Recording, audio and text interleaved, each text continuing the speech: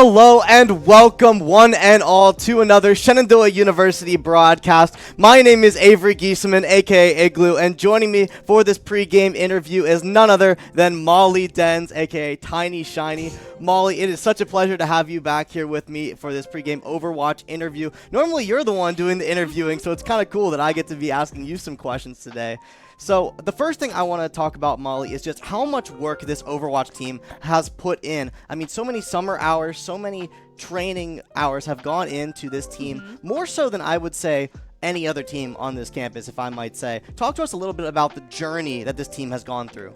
Yeah, we started scrimming in July, Avery. Like, we weren't even thinking about coming back to school yet, and we're like, hey, we got to figure out what's going on for the Overwatch team next year. We got to run tryouts, we got to start scrimming, and it really just became a same group of people. I was playing with all of them over the summer anyways. We just made it a little bit more formal. Everyone on the team loves to play the game. We've added a lot of pieces along the way. It started with 6 of us, and now we have a total of 9 players on our roster right now, so I'm very happy with how far that we've come in the past couple months. That's truly incredible to me, Molly, because I remember thinking last semester that we weren't even positive that we were going to have a team to field in Overwatch, and now the team has grown so much due to the outreach of the players and the coach. I mean, amazing that we're able to have this dedicated squad that is so passionate about the game, too. So exciting to see that. And I want to continue to talk about your guys' strategy for tonight. I want to talk about you specifically.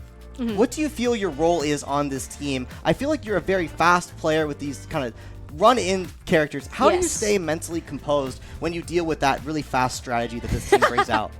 Well, my coach would tell you that I don't stay mentally composed. I get a little excited. I get panicked, right? Because it's very much Tracer, Avenger. All those heroes are very fast when you go in and you go out, and it's all, you're taking in so many different forms of stimuli at once. And that's been one of my big challenges kind of transitioning into this role, is figuring out how I can manage all of this input that's coming in and turn it into results on the playing field. It's gotten better and better each and every time, and each time my coach will tell you, again, I've quieted down. I'm not getting as loud. I'm not like freaking, oh my gosh, that guy's one over there. We're pretty okay, and I'm feeling pretty calm going today. The heart rate is back to normal. Oh, that's great to hear. I mean, you would think that you would be very excited, but that's good that you're able to calm down and get those comms straight. So speaking of transitioning into this new phase for you, how did it feel going from, on the desk to this year becoming a player yourself?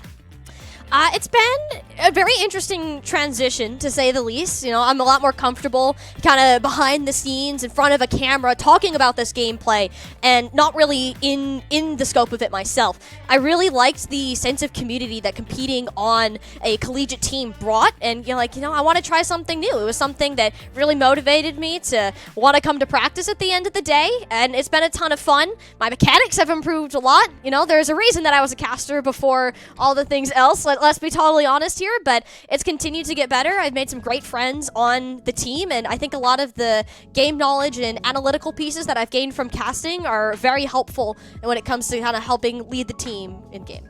Oh, would you say that you're the biggest leader on this team, Molly? I wouldn't say I'm the biggest one. It's more of a team effort. I think between myself, Abby, and Brad, that we'll see in today, all 3 of us contribute quite a bit to the communications that go on within the team, and we're able to work together pretty well. Well, there you go, folks. I mean, this is truly a team at heart. So many leaders, so much passion on this squad, and that's what gets me excited to watch you guys improve and continue to take down some amazing schools. I'm not going to let you guys wait any further. Let's get right into the Overwatch gameplay very soon. Thank you, Molly, for joining me. Let's get into some Shenandoah Overwatch very soon.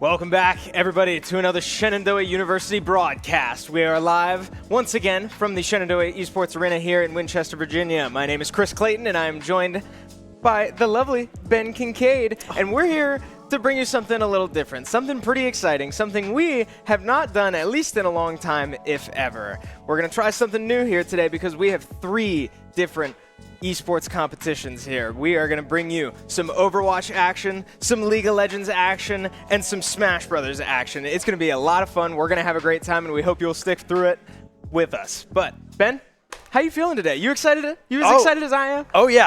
I'm pumped, right? We got some red zone coming in here, right, with those 3 great titles, right? Great teams, great people playing for us here today.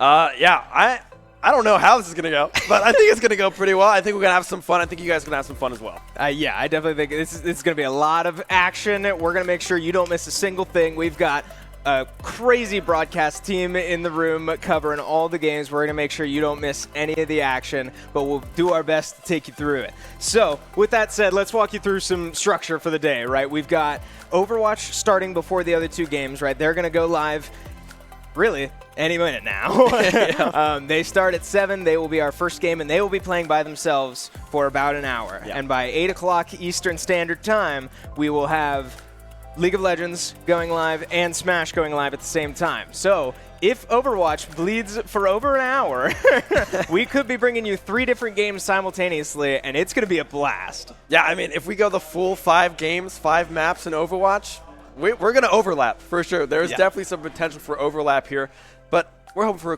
clean 3-0, right, as we are in any instance in any game ever, hopefully, usually, all the time. Yeah, right? truly. That's what we do. That's what we try to do here. So we're going to see how that goes, Overwatch. We'll be kicking off here very shortly, but let's take a look at kind of what our rosters look like, right? We have a lot of new faces coming to the team, some old faces as well. Chris, what do we got? Right, yeah. So, I mean, I guess we'll start with Overwatch, right? We'll go in order of the games tonight. We do have very fresh faces on this Overwatch roster. For those of you who remember last year, we had a pretty star-studded roster that found a lot of success in all levels of competition. Most of those players, in fact, all but 2, I believe, have now moved on, have either graduated or are just doing other things, are not competing anymore this semester. So there were genuine concerns, as you guys heard in the pregame interview with Igloo and Tiny Shiny, right? There were genuine concerns, at least here on campus, that we might not even have an Overwatch team. But sure enough, passion prevails, and we were able to find and field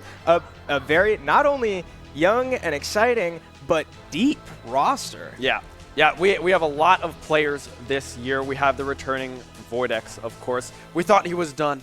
Right. But he's come back for, I believe, the 6th year. 4 years of undergrad and 2 years of grad school. Has been playing lights out Overwatch for the entirety of these 6 years. Has been nothing but a constant rock for this Overwatch roster throughout his time here. A little bit of switch. We saw him last year in that DPS position. He will be playing the tank role today and for the foreseeable future as our coach, the B3 Ben, there we go. He prefers Ben. Ben is our new coach this year. He played tank last year for us alongside Dragonblade X in that first early semester in the fall. So it'll be interesting to kind of see how that dynamic rolls and how that swap works for him. Yeah, I'm very excited to see how this team makes their first showing, right? You said it, we have a first-year coach here, former player in B3N, or Ben, as he just likes to go by. So it'll be interesting to see how, this is new for him, it's new for the players. We have that returning veteran presence in Voidex. We also have Cherry, one of our healers, making a return. So we have the anchors, right? And now let's get into the other players, right? We've got those fresh faces we've been talking about. Starting roster tonight will be, as we said, Voidex on tank, Cherry returning to the healing position, but with the addition of Claviella to support her in the healing position. For those of you who maybe followed us last year, or at least last semester, you may remember Claviella from our Valorant team. Well, she is making a transition, as you now see in the bottom right corner of your screen, into a new shooter game, accompanied by Tiny Shiny in the bottom left there on DPS, and finally, a brand new true freshman, bottom of your screen in the middle, Flames on the DPS. Yeah, Flames coming into that freshman role here for the team. Tiny Shiny, the caster turned player in Overwatch, leaving us up to dry here, trying to figure out what we're going to do with Overwatch casting. No, I'm just kidding. She's going to kill it. The Venture, the Venture Tracer that we've seen in the past. Clabia having a good time, a duck friend on the head, and then is that, what? I'm not sure. Is that a spatula with a smiley face? Yeah. Well, hey, I like it. I'm here for it. Everyone's having some fun. The vibes are high. Brad, of course. strictly business. Yes, stoic as always. No, I mean, you love to see that, right? I would certainly hope to see nothing less in an opening week of a brand new team, brand new squad, and a brand new season, right? And as we move into that, right, this is NACE Varsity Plus level competition. Yeah. And with that said, let's take a look at some of the teams in our bracket. In our group, I should say. We do have, and I should clarify, this graphic could be misunderstood, right? We do have Maryville, Shenandoah, names like George Mason, Blinn College, right? Some of these are some big names. It's important to note that these are academy squads, JV teams. So now that should not downplay the strength of these rosters, right? Maryville Academy, very strong team. George Mason's B team was very strong last year, and I have no doubt will continue that trend. Blinn JV, also very strong, right? These are great schools and a tough group for Shenandoah. Yeah, it'll be interesting to see where these wins kind of pick up at. Blinn is our first matchup for today. SU versus Blinn JV. A very positive force in the esports realm, right? Especially in collegiate. Blinn has been lights out across many, many titles. So it'll be interesting to see what this academy team looks like for Blinn and what our roster does in comparison, right? Because these are some solid rosters coming through in this group. Yeah, and it's important to note as well that these schools, right, this goes for all levels of competition, all levels of collegiate competition, both in traditional sports and normal, that the players change, the history does not. Shenandoah and Blinn have played each other many, many times in Overwatch over the last couple years, but now brand new faces, presumably on both sides. We'll get into game here soon and really see these new faces on Blinn's side. But with that said, as we prepare to get into game somewhat soon here, we do have maps at the bottom of your screen. You will see that we have Lijiang Tower as our opening map, which I would say was what we were hoping to see. Yeah, Lijiang Tower, definitely a tried and true control map, especially for this SU roster. All of last year, both semesters, control was Lijiang. It was nothing else, and no one else wanted it any other way. So a lot of practices happened on this map specifically. So it'll be interesting to see what kind of the twist in the meta now with all of these new heroes being released. Venture, Juno being one of them as well. The playstyle might be a little bit different than what we came to expect with that Reinhardt Symmetra, that's it. Symmetra TP flank option with that Rein, with that Shatter and stuff like that. Because, well, there's no Dragon Blade X, so the Rein, we don't know. Yeah. Will there be one? It's hard to say, right? It's such a fresh face to the fresh identity to this roster, as we were so used to, seeing that bruiser comp just about every game, if not every game, last semester, last year, and the years prior. So it's hard to predict how Voidex will look on tank, right? Something so starkly different from anything we've ever seen him on. I mean, only time will tell. But as we take a look at this map pool, I do want to point out that, yes, the order will be control into hybrid, flashpoint, push, and then escort will be game 5 if we need it.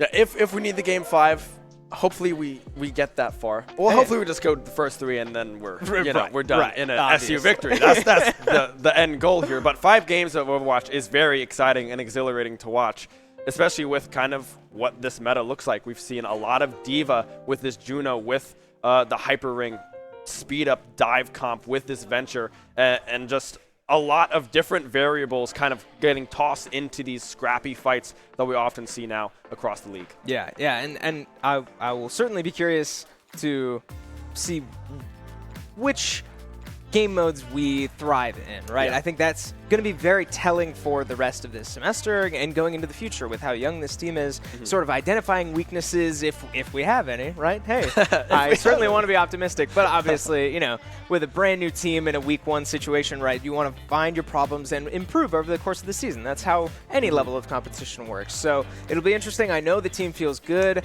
about certain game modes like Flashpoint, they feel pretty strong about.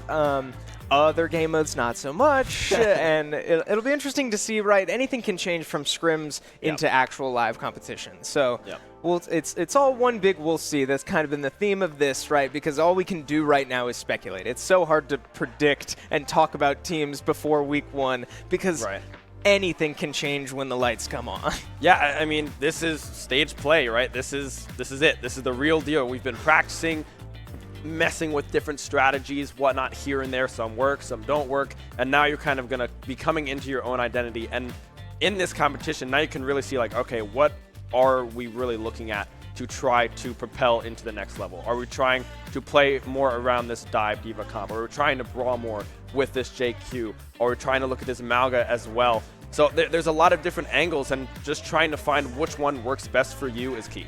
Yeah, and it's also important to note that through all of these trials and testing that in early season practices, right, we also have the variable of the roster. It's hard to say how many games, how many scrims that this roster has been able to play together, because as we said at the start of the broadcast, this roster is very deep. We have, what, 8 or 9 players, almost 2 full rosters worth of players here that have been subbing in and out at different times, which has been great, right? Developing all of the young talent that could very well be the future of this team. But yeah, finding out, you know, what truly is the strongest roster, the strongest lineup of 5 players you can have at any given moment, and the team certainly seems to believe that this is it, but that's also a question that could very well change by the end of the day, right? It's so hard. We have all these, you know, all these fresh players like Rain Dreamer and Protein Shake, as he goes by now, and Hot Wheels, right? We have the depth, we have these subs, and we might see them come in, probably not today, but in future competition. And the subs are not no slouch either, No, not right? at all. They are even and in par with a lot of our starters that we have here today. I know Rain Dreamer, I think, is learning a lot from Brad in that tank role as well. I believe they kind of lean towards the Ramatra right now, which is a very popular hero in today's game. Very strong, good damage, good peel. Does a lot of good work for the team there. So maybe we see something like that. Although Rain Dreamer is not in, maybe VoidX pulls it out of left field, right? But we'll just have to see where that kind of sits with them. Right, and it's someone else to keep an eye on, one of the subs who may come in at a later time, who will not see it today, but also Protein Shake, right? as we know as Danny. We have 2 Dannys on the team, but he has competed, not at a collegiate level, but has competed in CSGO, right? That's, or I guess Counter-Strike as a whole, CS2, all the Counter-Strike games. So we see this theme of transitioning from other shooters. They're all coming to Overwatch, at least here, right? We have Claviella moving from Valorant, Protein Shake moving from CS. So it'll be interesting. I know Rain Dreamer plays a lot of Rainbow Six. So, you know, these types of talents that need to develop over time, right? Flames transitioned from console Overwatch to PC Overwatch, a transition nonetheless. So these are all things to keep an eye on over the course of the semester, over the course of the year, but improvements to keep in mind and a starting point that we can launch from. Yeah, and I believe specifically with Flames on console, I believe they were a top 500 console player. I believe that is so correct. The knowledge is there. He is good, but it's just new to mouse and keyboard. I think they said he placed gold, but in like a week and a half, he was diamond already. So he's climbing very, very fast on this mouse and keyboard. So a little bit of a transition. So I'm very excited to see where that goes. And then we mentioned Protein Shake as well. The CSGO demon, right? Incredible player. Very incredible good. CS player. Plays a lot of hit scans, so if he comes in, expect kind of that soldier kind of position on that DPS squad for the SU team here. And then we also have Hot Wheels, right? The resident Lucio. Yeah. Right? Lucio is the name of the game for Hot Wheels, and he goes real fast. And Yes, that's it. That is it. He plays Lucio, and he plays him pretty darn well. Yeah, all great stuff that we certainly hope to get into relatively soon. But as we wait for Overwatch to get underway, we did mention at the start of the broadcast, if any of you joined a little late, we have more than just Overwatch to bring you today. We will be getting into 3 different titles, Overwatch being first, but later we will be moving into both League of Legends and Smash Bros. At the same time against... What did I say first? I think we said Smash. William and Mary in the Smash broadcast and Queens in the League of Legends. So we'll preview those later, but it looks like it is time to get into some Overwatch competition. Map 1, Lijiang Tower, Game 1 of the NACE Varsity Plus competition between Shenandoah University and Blinn JV. I love this point, right? It's just so, like, simple, you know? We have a corridor, we have stairs, and we have a room for the point. It's pretty straightforward. You can't really mess that one up as we go through this fly-through of Lijiang Tower.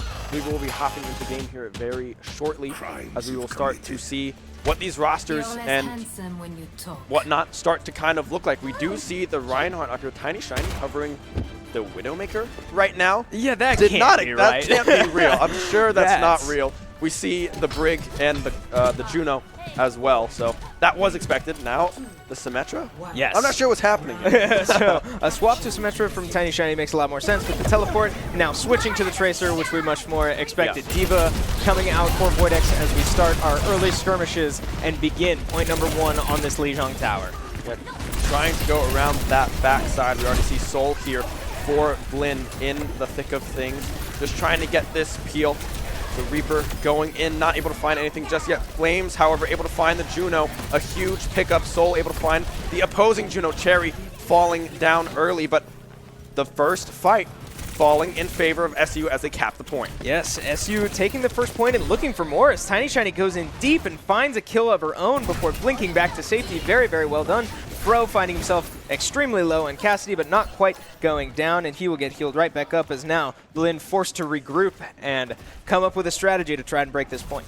Yeah, and this is where Lucio's fun. They're not playing Lucio, but on that bridge, you get a little boop. They just fall. There's nothing they can Right. do. Unless you're Diva, you can fly back up, but it's very hard to do that. We see SU sitting on this point, 25% ticked over so far. Blinn not able to find an avenue in Fro, swapping over to this Cassidy, or started off with this Cassidy. A little unique take here, but Flames as well. The ultimate up and available for Voidex. Will he pop it in this fight? Yes, another ultimate here on we see on Tiny Shiny as it will come out and not find any. One ult down for SU, but with Reaper healing back up, Moira ult up for Blinn as well. One ult on both sides. We'll see if either comes out. Surely enough, yes, a Moira ult comes out for Blinn, finding some healing and damage onto Voidex, who will pop his ult and try to find the Moira, but is not able to find a kill as Moira finds 2 of her own. Flames finding a kill, winning the Reaper, ditto, and now numbers advantage for Shenandoah, at least for now, as here comes the Reaper ult. It will find 1, but the Diva Absorb will eat most of that ult, and surely enough, Flames will go down. I mean, Flames did some work there, right? Clabiella does pop the ult as well onto this retake, trying to find Soul, forced out of the point. The healing back to the Moira, but now SU able to recap that point, 63% and ticking. A great first hold and a great retake coming right out of the gate. Yes, and 3 ults up for Blinn, but a big one up from Cherry as the Juno ult will come down. Lots of damage coming out from Shenandoah, but Reaper ult and a Diva bomb will find 3 total for Blinn JV. Shenandoah crumbling right now on the point as now Blinn will take control almost inevitably here and find some percentage of their own with a team kill, but lots of ults spent from Blinn in order to do that. Yeah, we saw Cherry pop that orbital ray, but unable to find the kills with that 50% boost that ult does give you on the damage side. But, I mean, that was just the Reaper on Blinn, finding an angle, finding those 2 crucial backline kills, and then they couldn't do anything about it. Now the retake coming through. Tiny Shiny reverts back. Goes on a little bit of a trip, able to find 1. The Moira goes down, Flames popping Soul out of the mech. Something that you love to see coming through. Once that Diva's out, they are very squishy, but very hard to catch. Tiny Shiny does go down, however.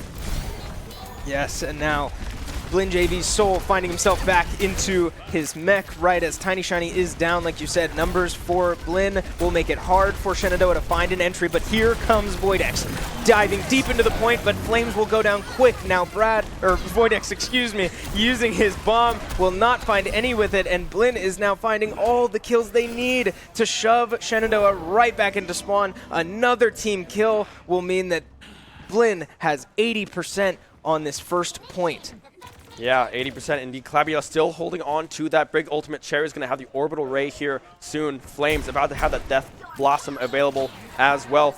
The one hard thing about this is that Voidex does not have that ultimate, a crucial spacing agent in this team comp. Soul going in, won't be able to find anything but the Death Blossom from the Reaper, able to find Cherry. Clabiella goes down as well after using that ultimate.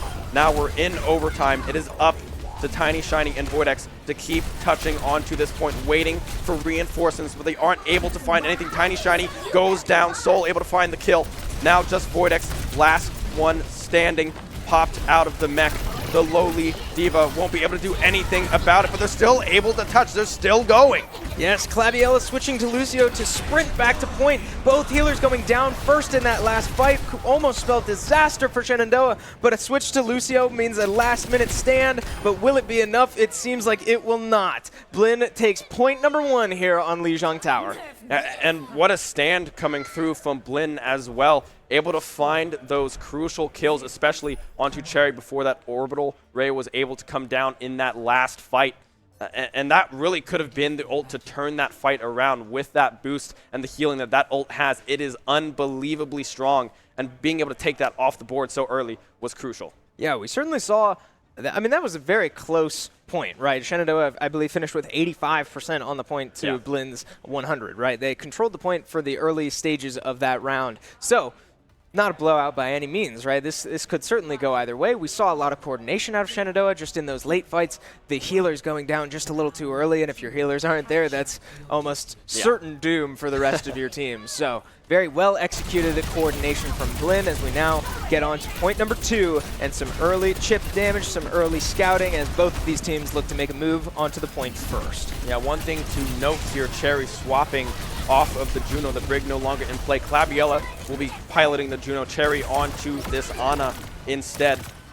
However, Blinn, first touch, first control over this point here. Cherry just barely surviving D.Va's assault. And now they try to push them back. Low health bars, blinking health bars on the side of Blinn as the Moira does go down. Moon low as well. So is the Reaper. Everyone is a sneeze away from dying. They aren't able to find the kills. Tiny Shiny finally finds one. Flames staying alive just barely. Voidex ult up and available. D.Va popped out of her mech. A win for Shenandoah means first cap on the point. Yes, Blinn just spread a little too thin, right? The healing couldn't quite keep up as, I mean, it looked like it almost was. You said it, they were all so low, just clinging to life, but a little too spread out means that they all just get picked off. Brad finding 2, Voidex finding 2, excuse me. Tiny Shiny finding one of her own to secure the point for now as percentage ticking up once again for Shenandoah early. But Tiny Shiny goes down early. Tiny Shiny falls to, I believe that was Moon, able to find that kill on that Juno. Voidex being able to stay alive for the time being, does have the ult up and available. Flames back to reinforce his D.Va. Voidex popped out of the mech and popped immediately. Nothing they could do about that one, opting to now fall back, regroup, wait for these ults to come back off cooldown. We almost have Pulse Bomb up for Tiny Shiny and Claviella. Very, very close to that orbital ray as well. Nano for Cherry up and available. I mean, almost everything is going to be up for this next fight, and not a whole lot will be up for Blinn as of yet. Yeah, we need to see Shenandoah maintain numbers, at least even numbers here. We can't have those early picks, but if we find an early pick of our own here, as Tiny Shiny goes in very, very deep with her Pulse Bomb, does not use it just yet.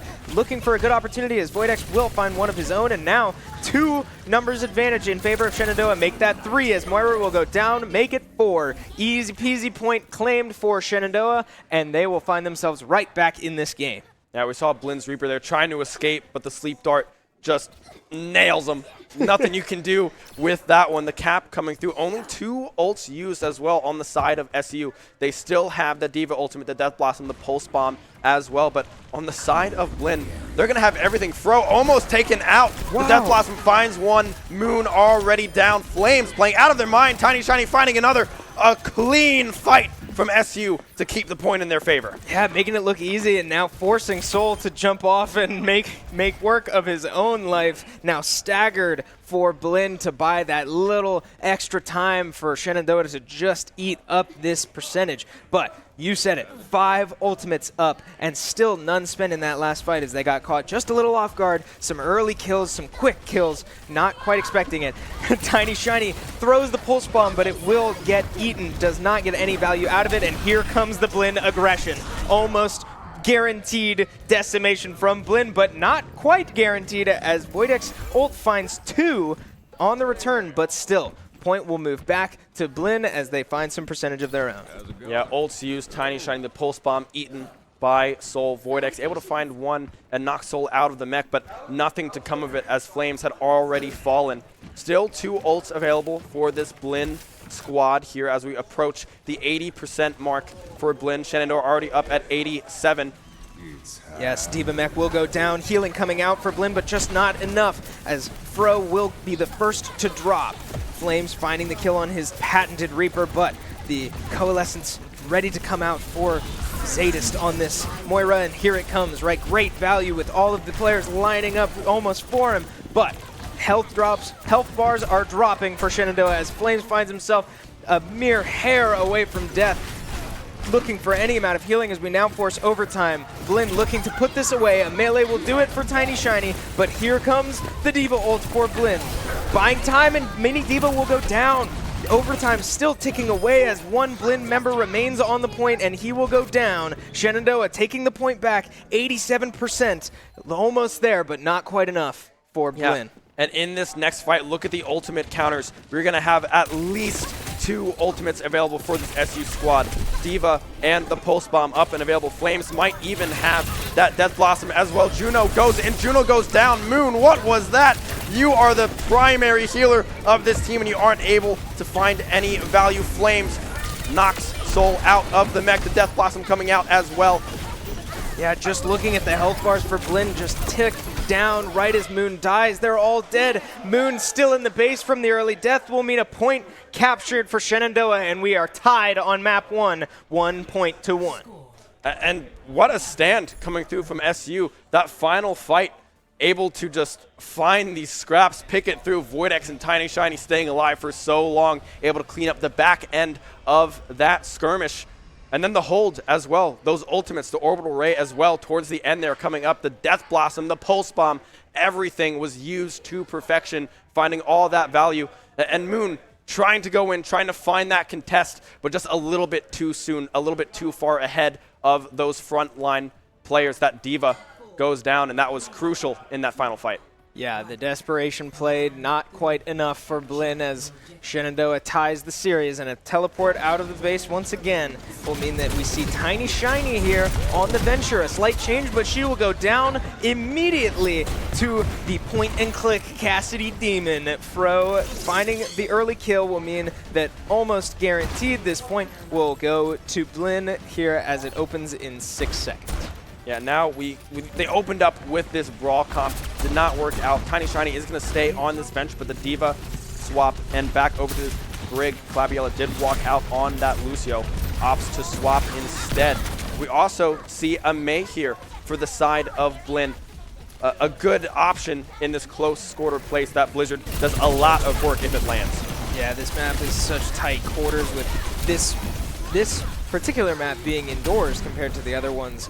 Finding such great value in those Mei walls, but Blinn is finding great values in their kills of Shenandoah's players as, wow, a great shot from the Mei here on Blinn JV, and sure enough, I mean, they're having their way to start as a team kill will come out, and Shenandoah looks to regroup as Tiny Shiny switching off the Venture back to the Tracer, which we've found value in the first 2 rounds. We'll see if it's enough here. Yeah, Shenandoah now regrouping, coming back out of this spawn. Like you said, the swap back over to the Tracer, the tried and true. Exactly what Tiny Shiny excels at. Tiny Shiny already able to find that Mei. Now we see Voidex getting aggressive. Tiny Shiny Flames able to find kill after kill. 3 down. Moon, Zadist almost down as well. And the swap, it seems that's what they needed. They are able to clean through this fight. No one falling on the side of SU as they recapture the point. Yeah, that was pretty textbook from Cherry and Voidex, right? The veterans on this team finding the dive that they needed. The full speed up from Diva and Juno to commit to killing this Mei as quickly as possible. They are able to get it as now they look to do something similar as Voidex finds a lot of damage, but no kills just yet, and it is all promptly healed back up. A Mei ult looking for value as Cassidy also lets his ult fly. Will he find any? No, he will not. 1 ult down for Blinn as now Reaper forced to teleport out.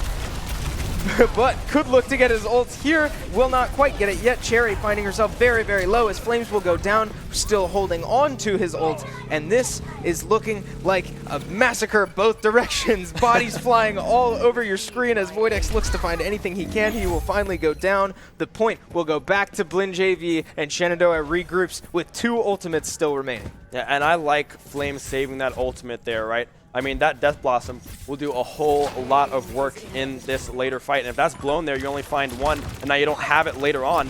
That's a problem, right? So keeping that was definitely the right play. Voidex has their ultimate up as well. So does Soul. The wall coming through. Voidex trying to stay alive. Will be popped out of the mech. I believe opted to pop the ult there to try to get out of harm's way. Will be able to do so, but now that's one ult down. It's gonna be up to Flames. The Death Blossom comes out, finds 2, finds 3. Correction. Flames, take them all out, why don't you? Flames with a huge flank, huge plays, huge kills. SU staying alive. And what a find there after what was not an ideal start to that fight. Voidex found himself on the wrong side of the law there as he gets walled off from the rest of his team, forced to use his ult in a way that he would never ideally want to. But Shenandoah still keeping their heads up and eyes downfield, looking for a play, and sure enough, they find their window with a massive ultimate from Flames, finding 3 and wiping the team.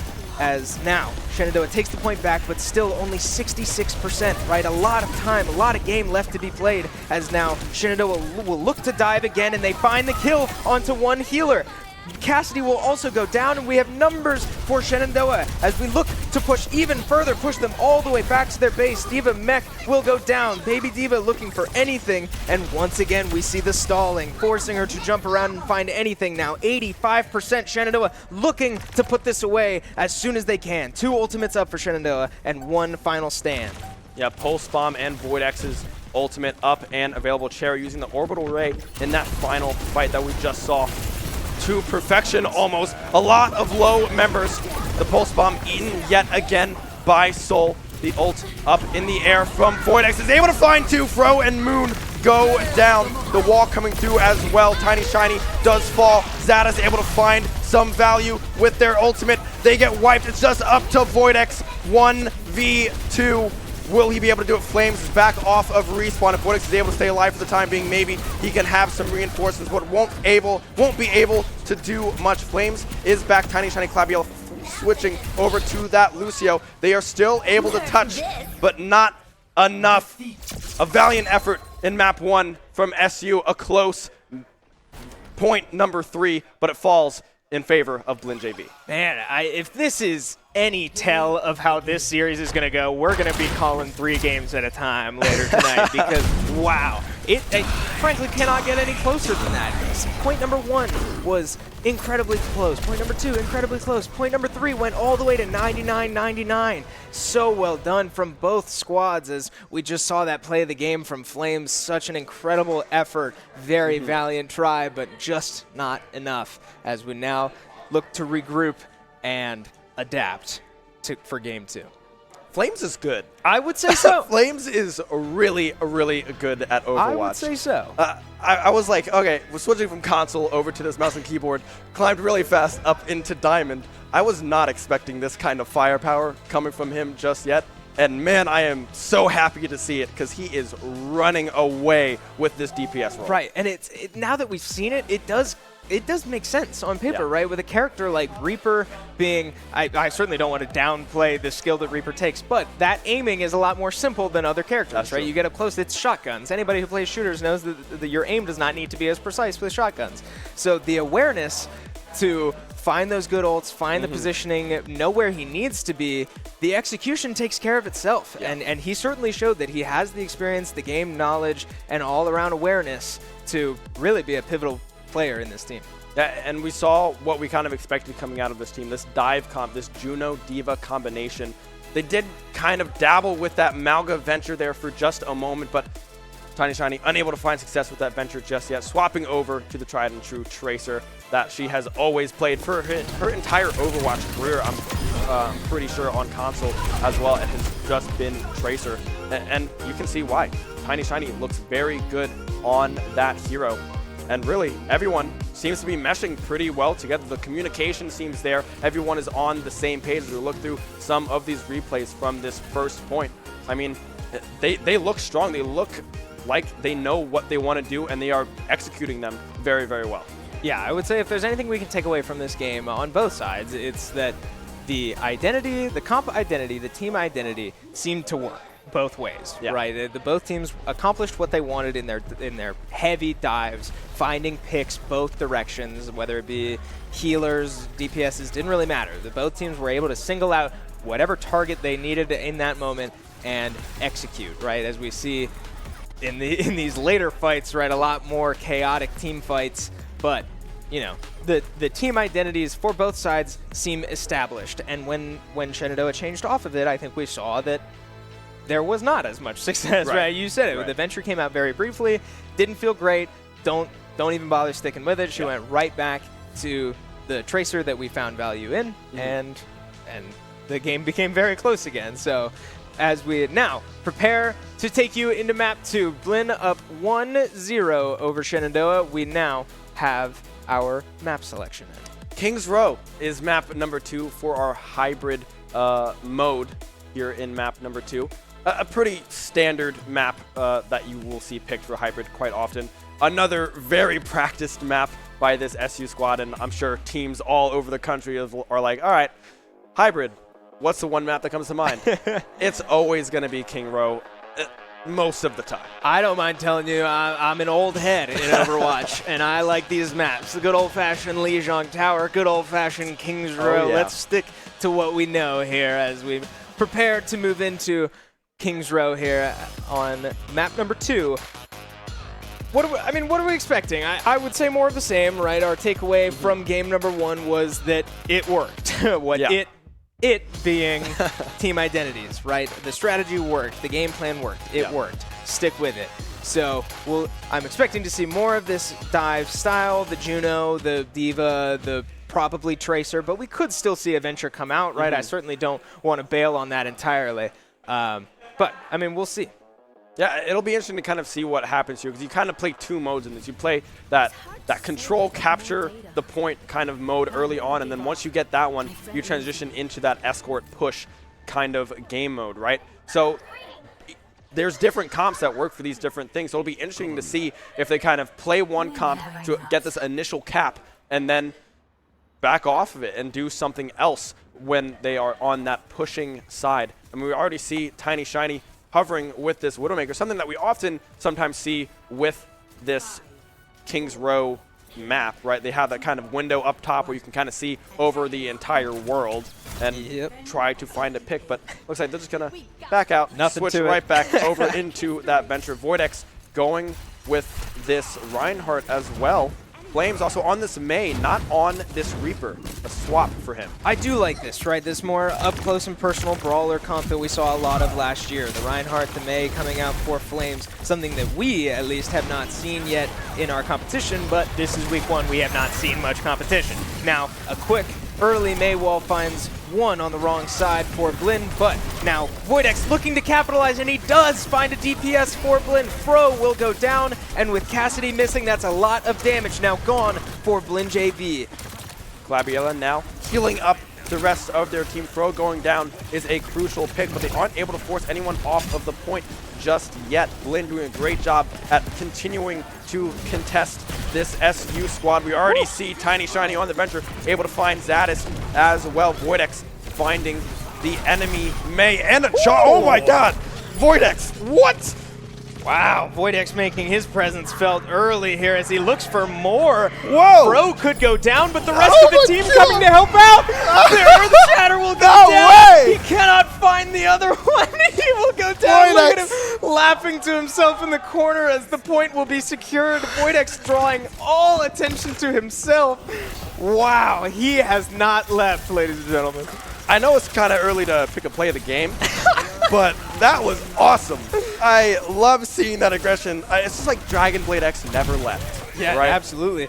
Now, Tiny Shiny looking for a cheeky play of her own does not quite work out, and she will drop early. Now, Shenandoah forced to back off just a little bit and respect the numbers advantage that Blinn has found themselves with. But nonetheless, we look for any opening on either side. We take a look at ults, both healers with their ultimates for the side of Shenandoah. Mei, Flames having an ult of his own, but on the other side, right, effectively all ultimates up and ready for Blinn JV, and here they come. The Mei ult's dropping. Voidex finds one, but the Mei for Blinn JV will find one in return.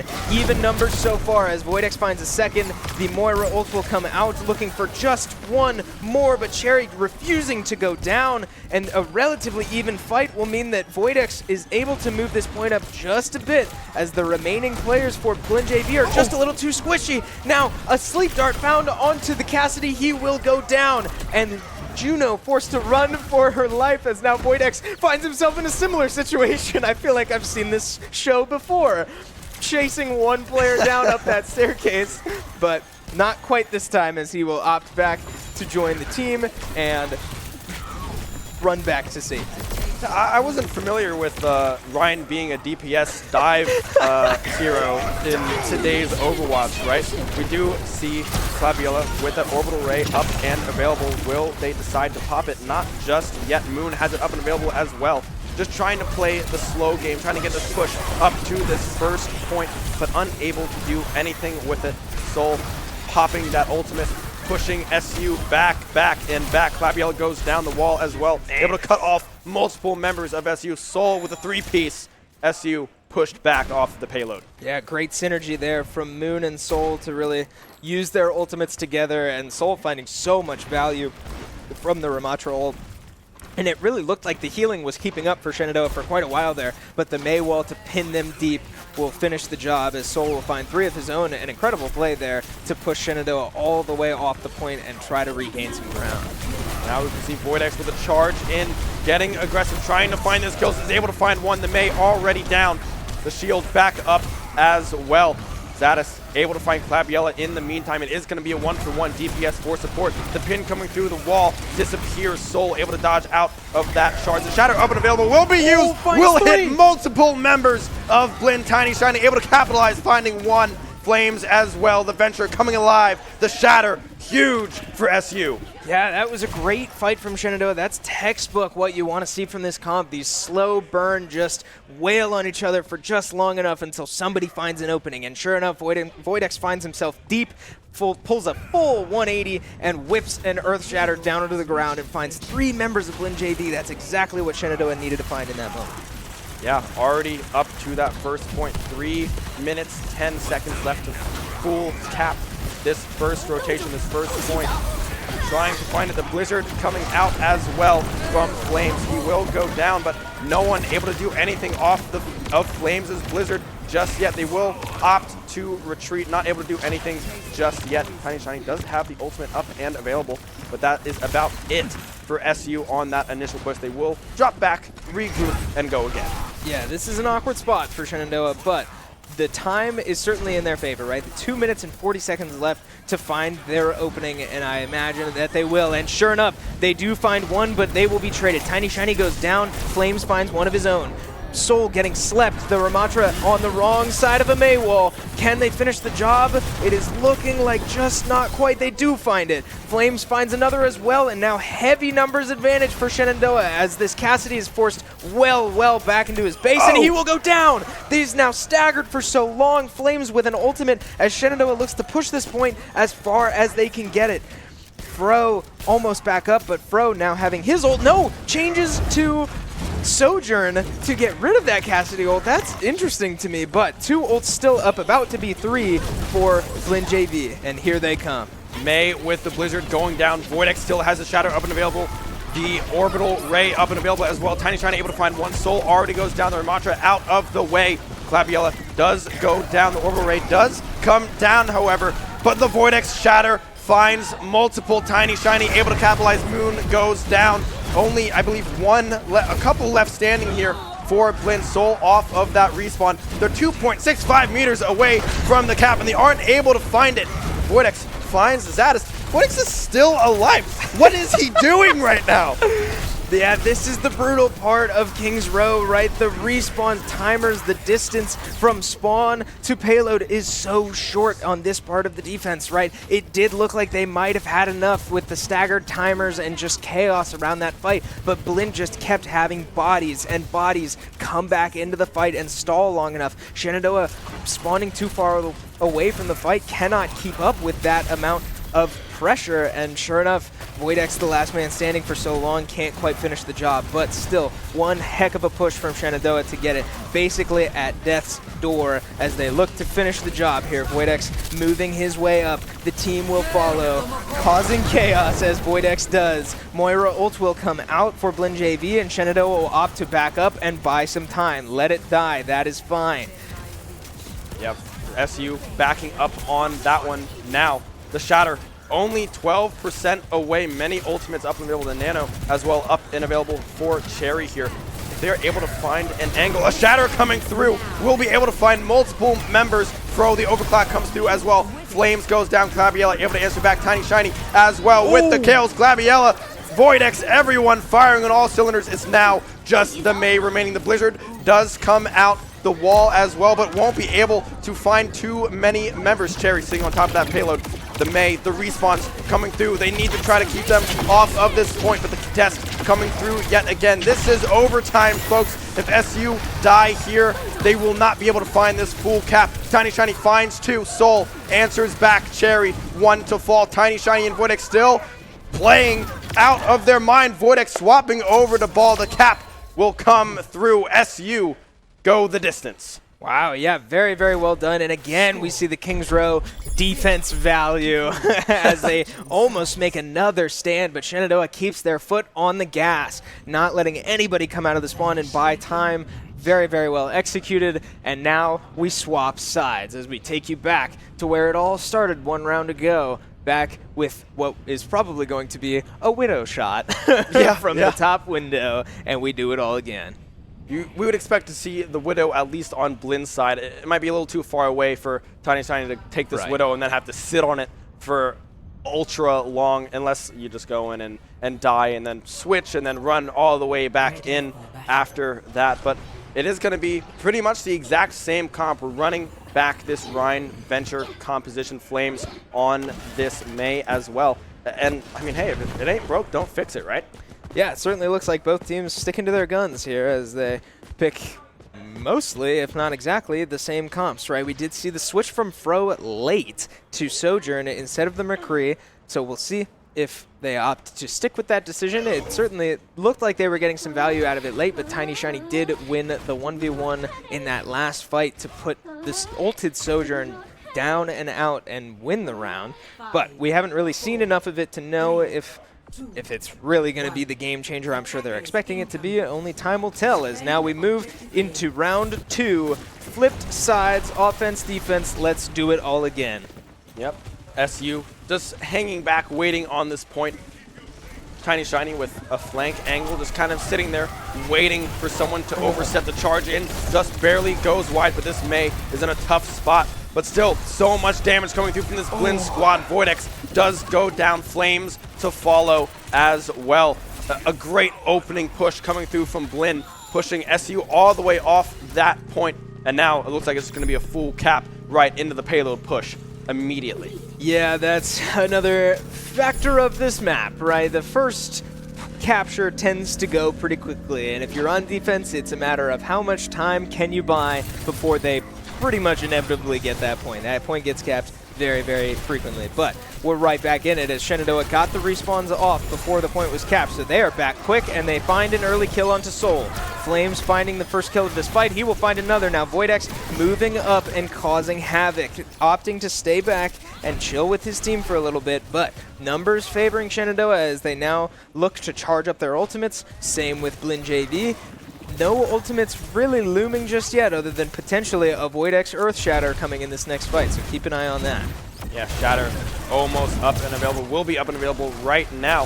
Expect to see that one come through from Voidex here soon. Will be able to land on multiple members of Blinn yet again. Tiny Shiny able to clean those kills up. Moon and Fro dropping Flames, getting aggressive. Voidex as well, able to clean up the back end of this fight. They're going to delay the kill there just a little bit to try to stagger it, but you would almost expect Blinn to wait for everyone to be back up and then re-engage on this next payload push. Yeah, man, we talked a lot map 1 about the Tiny Shiny switching to Venture and it not looking great immediately. This has been a stark contrast. Yeah. Tiny Shiny has been all over this map and very much in control. Looking great so far, as now we potentially see a flank forming as Tiny Shiny with 80% of her ultimate here We'll see if they're able to find anything, as now they sure do, finding a quick pick onto the healer, going invulnerable. 3 kills go Shenandoah's way, make that 4, and ultimate's still up, only Blizzard used.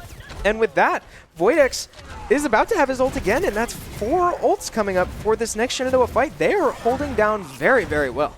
Yeah, I mean, Clabiola is going to have the orbital ray. The Nano will be up and available. Tiny Shiny almost getting picked off there, but able to stay alive. Voidex almost on that shatter.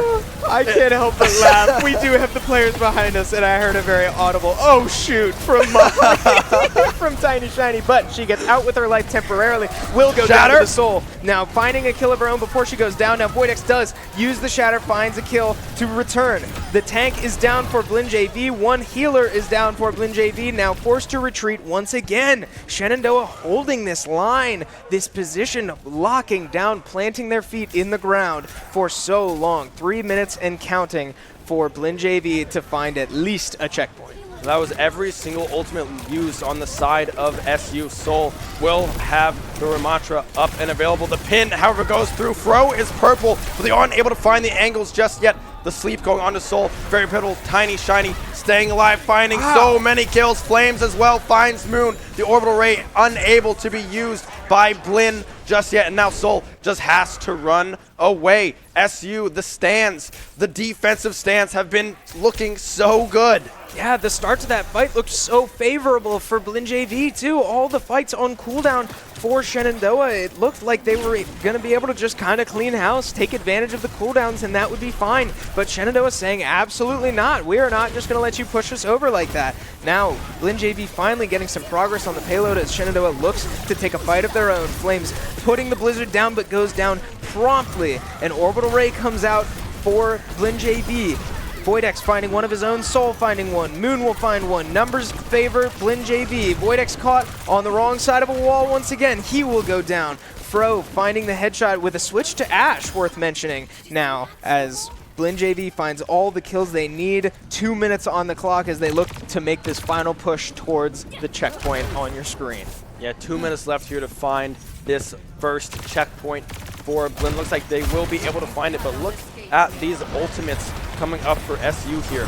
This final stand is very heavily defensively favored, right? You're so close to this checkpoint. The Blizzard does come down from Blinn. We'll be able to find multiple members. Soul going in on the Flames. Flames will fall, but Tiny Shiny somehow just barely staying alive will finally fall to Fro. Cherry able to answer back with a kill on to Soul. They haven't been able to reach the checkpoint yet. Still a minute 20 left to go, and now Blinn finds themselves going backwards. Man, and again, another example of Shenandoah bending but not breaking, right? The start of that fight, not optimal, not how you'd like to see your Nano get used on a Reinhardt and then promptly frozen.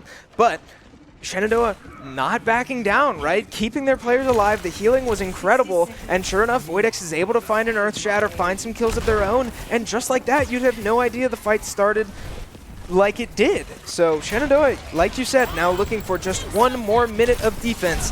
Oh, but Fro on this Ash finding some great damage, and he will find 1 kill from Bob onto Clabiola. Now the healer's going down.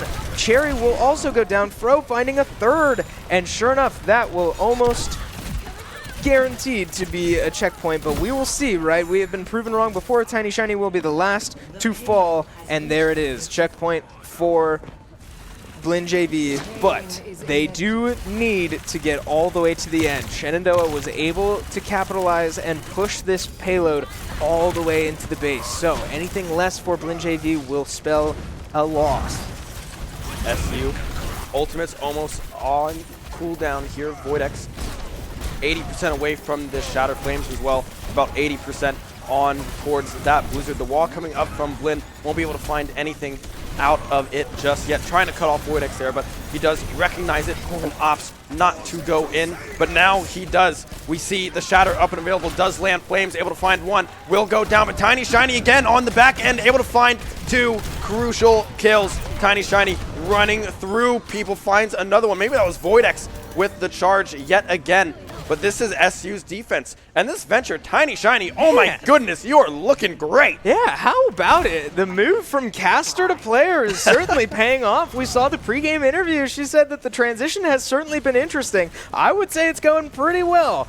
She is looking very, very good on this venture. Another flank, looking to find an early one, won't quite get it, now does find herself in trouble. She will burrow to try to get away from this blizzard, but she will inevitably go down as 3 total go down for Shenandoah. Voidex looking to buy as much time as possible with Cherry helping out. Voidex does find a charge onto the Mei for Blinn JV, and buying time he certainly is. Fro will finally find the final blow.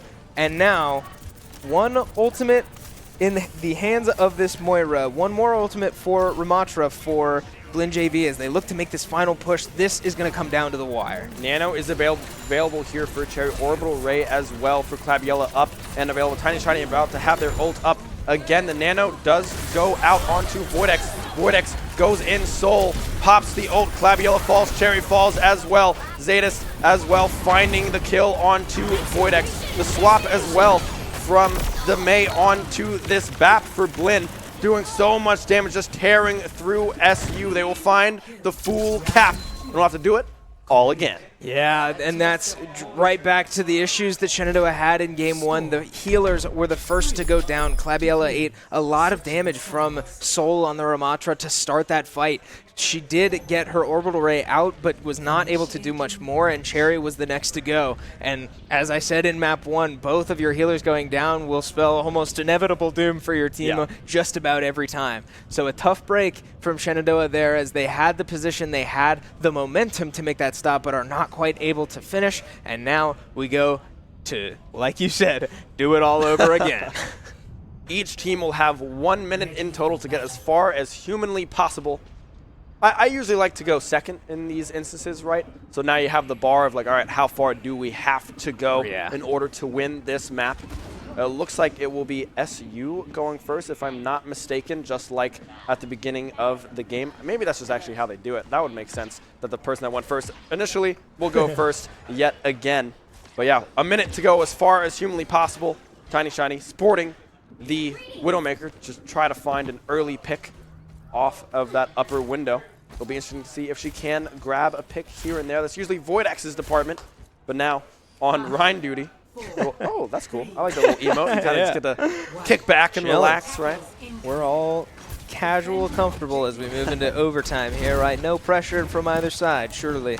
But we do see more of the same comp-wise as we see the Ashe being the choice for Fro. We've seen a couple different characters out of this player, but opting for the Ashe to maintain the style of play that they had late. Now, Shenandoah moving as a unit into this room, right? Sticking together very, very well, as you would hope to see from a Reinhardt-type comp, as now they do lose their healer once again. Soul finding an early kill. Zetas will find the other healer, and sure enough, Tiny Shiny will go down, and Voidex finding one of his own, but will not be enough as Shenandoah looks to regroup and again make a first move onto this point quickly. Yeah, I mean, SU trying to use that corridor, that little hallway to get around to try to find this back end, but we were unable to do so. Now we're going to go into an overtime matchup if they can make it on to this point, but no one is touching. No one was able to make it in time. Wow. Now all Blinn needs to do is find the cap, and they win map 2. Yeah, and I'll be the first to admit I already was in a mentality that that was a normal round. We only had a minute. That first fight not going well was catastrophic for Shenandoah. So now they need to dish it right back. They need to lock down for this 1 point, which I just said earlier, this map is generally understood to be pretty easy to take. Right. So all the momentum in the world certainly favoring Blinn JV. If they're able to take this point quickly, they take round number 2 and take a 2-0 lead in the series, moving to Flashpoint. Yeah, and we saw early on in this map specifically, Blinn did take this map, or this point, very fast. Yes. Right, it was one fight and done. SU was just incredible on the defensive side of their defense, on that push, the payload push there. And now we see a lot of stuff switching up here for the SU side. Voidex on the Mauga, Flames, the Reaper, Tiny Shiny back onto that Tracer. Clabbiella, Lucio, Cherry onto the Moira. the entire team comp has completely changed. No one is the same. Yeah, this is very interesting, right? The Mauga coming out for Voidex, really committing to the short-range crowd control domination, right? We need to clamp down, plant your feet in the ground for 60 seconds and no more. So we will see if the comp change will pay off. Only way to find out is to watch it happen, as we see lots of aggression, lots of speed come from Blinn as they lead the base. Shenandoah very spread out already, looking to find a pick onto the Mei, and they do. Flames will find the final blow. Tiny Shiny finding another. Health bars are dropping, but not hitting 0 for Shenandoah. The healers keeping up very, very well. Voidex will find a kill of his own, and just like that, we're halfway through the round. Shenandoah makes one stand. They're gonna need to make one more to force this game to go on even longer. I mean, that was 30 seconds off the board already for Blinn. They have one final shot, but I mean, that was Flames and Tiny Shiny just finding these angles immediately. Voidex going in. Moon goes down yet again. Flames is finding all of the angles. Tiny Shiny as well, able to get out of it. Flames does go down. Yeah, still 4-4 here. Only one player down for both sides, but Tiny Shiny does find a pick onto the DPS. They will trade as well. Voidex finding a kill onto the mech. He will engage. We are now in overtime. Both teams looking for any shred of an advantage. Reaper teleporting out. The Reaper will find a kill onto the healer. Cherry fighting for her life. She will go down. Healers are out for Shenandoah, and all 5 players are alive for Blinn JV. Overtime still ticking as Blinn's progress on the point will also start ticking. Soul on this D.Va finding lots of value. The Reaper ult will come out for Blinn JV, and they look now to wipe the board. Shenandoah dies all across, and they will lose the point, lose the round, and go down 2-0 in this series. Yeah, I liked what I saw though, right? I mean, that was a very, very close map. And in that those final touches, Tiny Shiny and Flames just barely got caught on the wrong end of some of these shots. Mauga, Voidex staying alive for quite a long time, but like you said, the healers going down as well. All that sustain was tossed out the window. They tried to do their best, but unable to hold through that first tick of that point. But man, that was close. Yeah, these games have been so close, and it is relieving to take a look at these players and see not defeated faces, right? Yeah. It can be so hard to look at. Well, okay, I guess I shouldn't have said that. Yeah, maybe a little defeated for Claviella. No, it's so easy to come out of 2 games like that and just be exhausted, and you can't help but feel just like you're doing everything you can, and that it's going so close, it's going so well until it's not. But these players certainly look to me like they're staying in it, staying healthy mentalities, positive mentalities, as we look to move, as now Shenandoah will need a reverse sweep in this series to take it home. Shenandoah teams do like Game 5s. If we take anything from our Rocket League side, Game 5s is a very doable and real thing in our esports program, right? Yeah. So maybe this is a reverse angle. Flashpoint is the next one up for us today, this evening. We do not know what the map is going to be just yet, but Flashpoint is something that the team said they're pretty comfortable on. They think that this might be their best mode that they have in this series. Yeah, we have the pleasure of being in the same building as these Shenandoah players and coaches, or coach in this case. So we get to talk to these people before the series and see, you know, where they're feeling their strengths are, where they're not so strong. And the general consensus was Flashpoint's where it's at. Yeah. For this roster, right? This is where they're going to feel their most comfortable, and if they're going to take a win, it better be here. And now, just looking at the series, it has to be here. So we will see how Flashpoint goes. We will be sure to take you into it as we now do get the reveal here, as Blinn is up 2-0. New Junk City will be the pick for Flashpoint. New Junk City, a very highly played map, right? I believe it's this one, or I can't remember what the other one is called, but it's a very colorful one. It's kind of like in that cool, like, you know what I'm talking about. Yeah, it's very colorful, very cool, but New Junk is something that a lot of teams practice just on the regular, right? Something that we've played a lot for sure. So yeah, I like this map pick coming out. And And we'll just kind of have to see if they go more in this speed kind of dive column with this D.Va, with this Juno, or if they stay with this Reinhardt, because it looked really, really good in map 2. Yes, yeah, certainly a lot of positive signs from both sides. We've been saying it a lot through this broadcast, but truly, the strategies have been working. And before we get you into game here, I do want to remind you that if you've been around since the start of the show, you'll know that we're not just covering Overwatch here. And if you take a look at your watch, it is 8:03. So our Smash teams and League teams should be starting their competition fairly soon, and we will be sure to keep you up to date on any action that takes place there. But with that said, let's get ready to move into map number 3 here for our Overwatch series, as we will be moving, like you said, to New Junk City for Flashpoint. And here we are, right? Last stand for Shenandoah. They need 3 in a row to take this series. Yeah, the first point, fly through. The pit of doom, I like to call it, because if you're in that, you're dead. You will just not be able to do anything, really.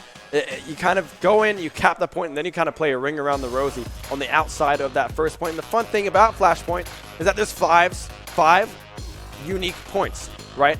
And the first one is always the same, but everything else after that, who knows? You have no idea where you're about to go, so it's nice to be able to think on your toes, play on your toes, and be like, all right, we need to rotate now. This is where we're going, because it's just fast paced. It's fast paced and high action when you come into these Flashpoint modes.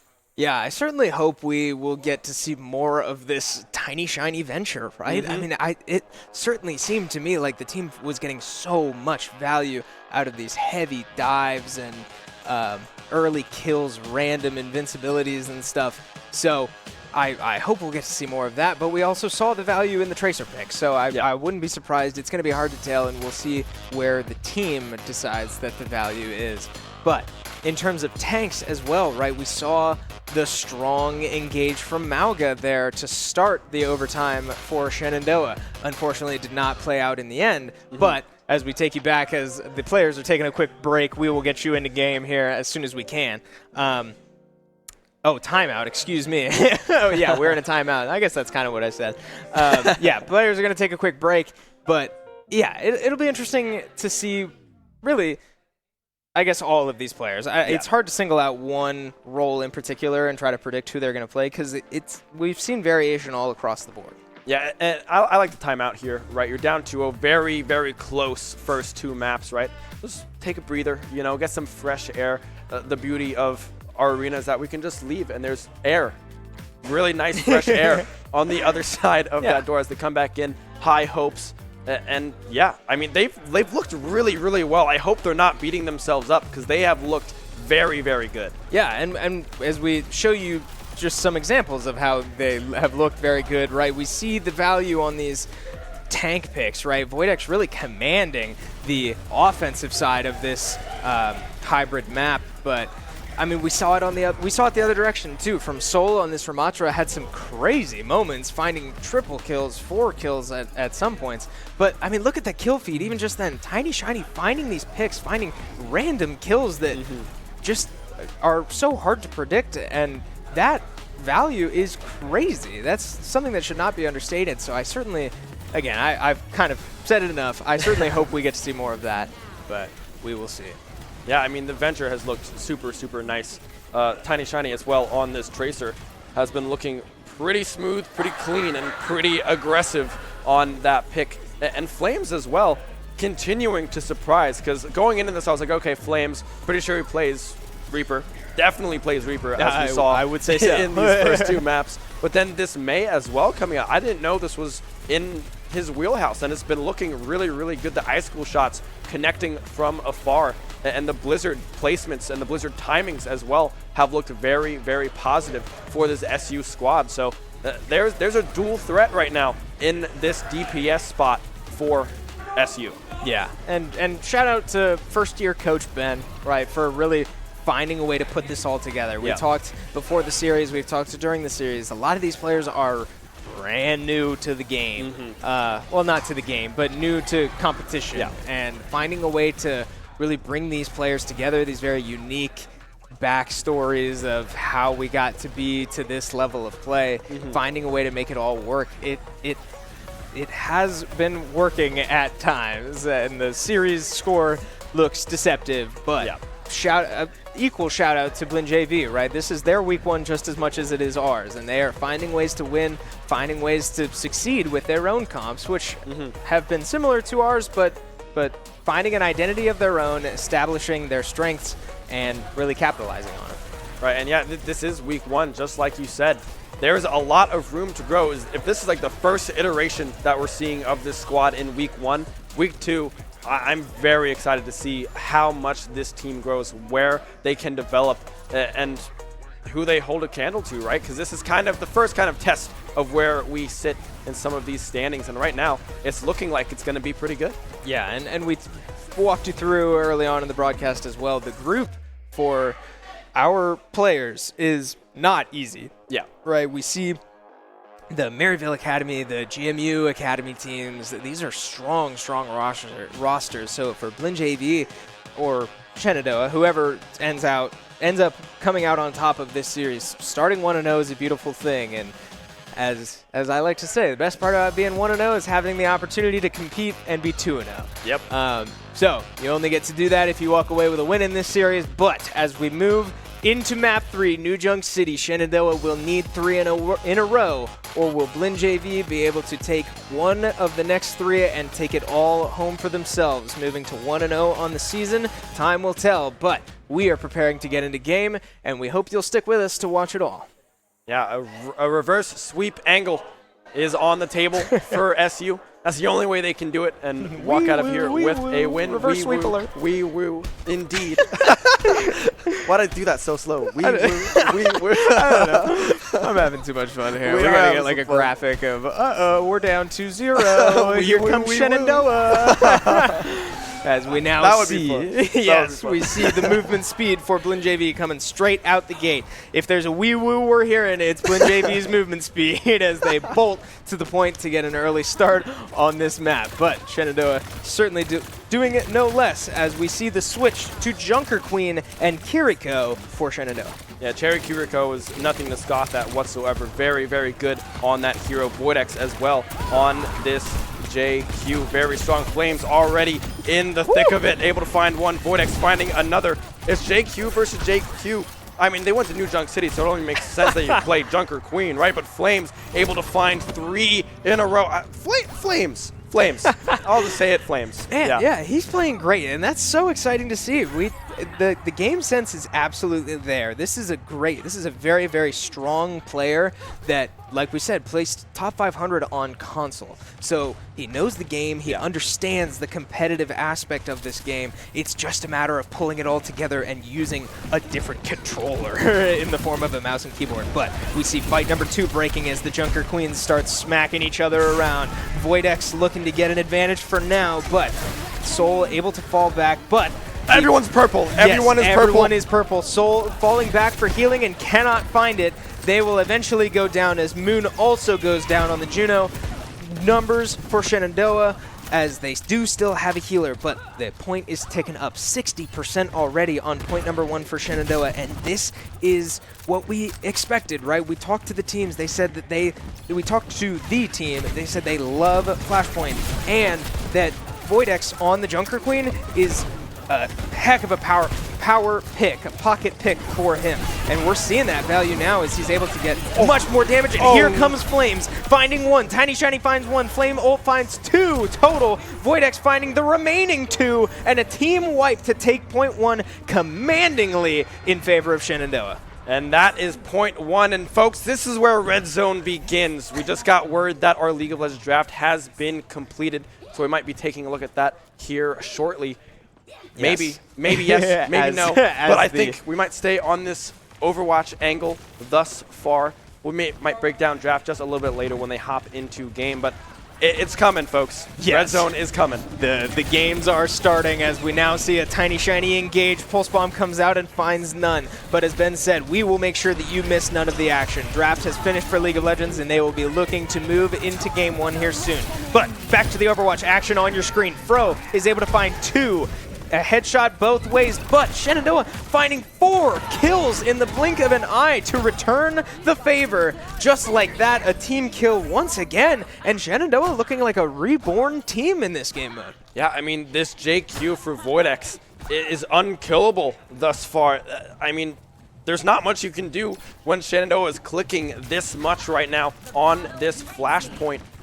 And frankly, Tiny Shiny swaps back over to this Venture off the Tracer now, so a little bit of a swap there, but we already saw that work out in map number 2, so I would expect a little bit of the same to come through as well. Moon trying to keep JQ alive, Soul able to stay standing, Flames still alive as well.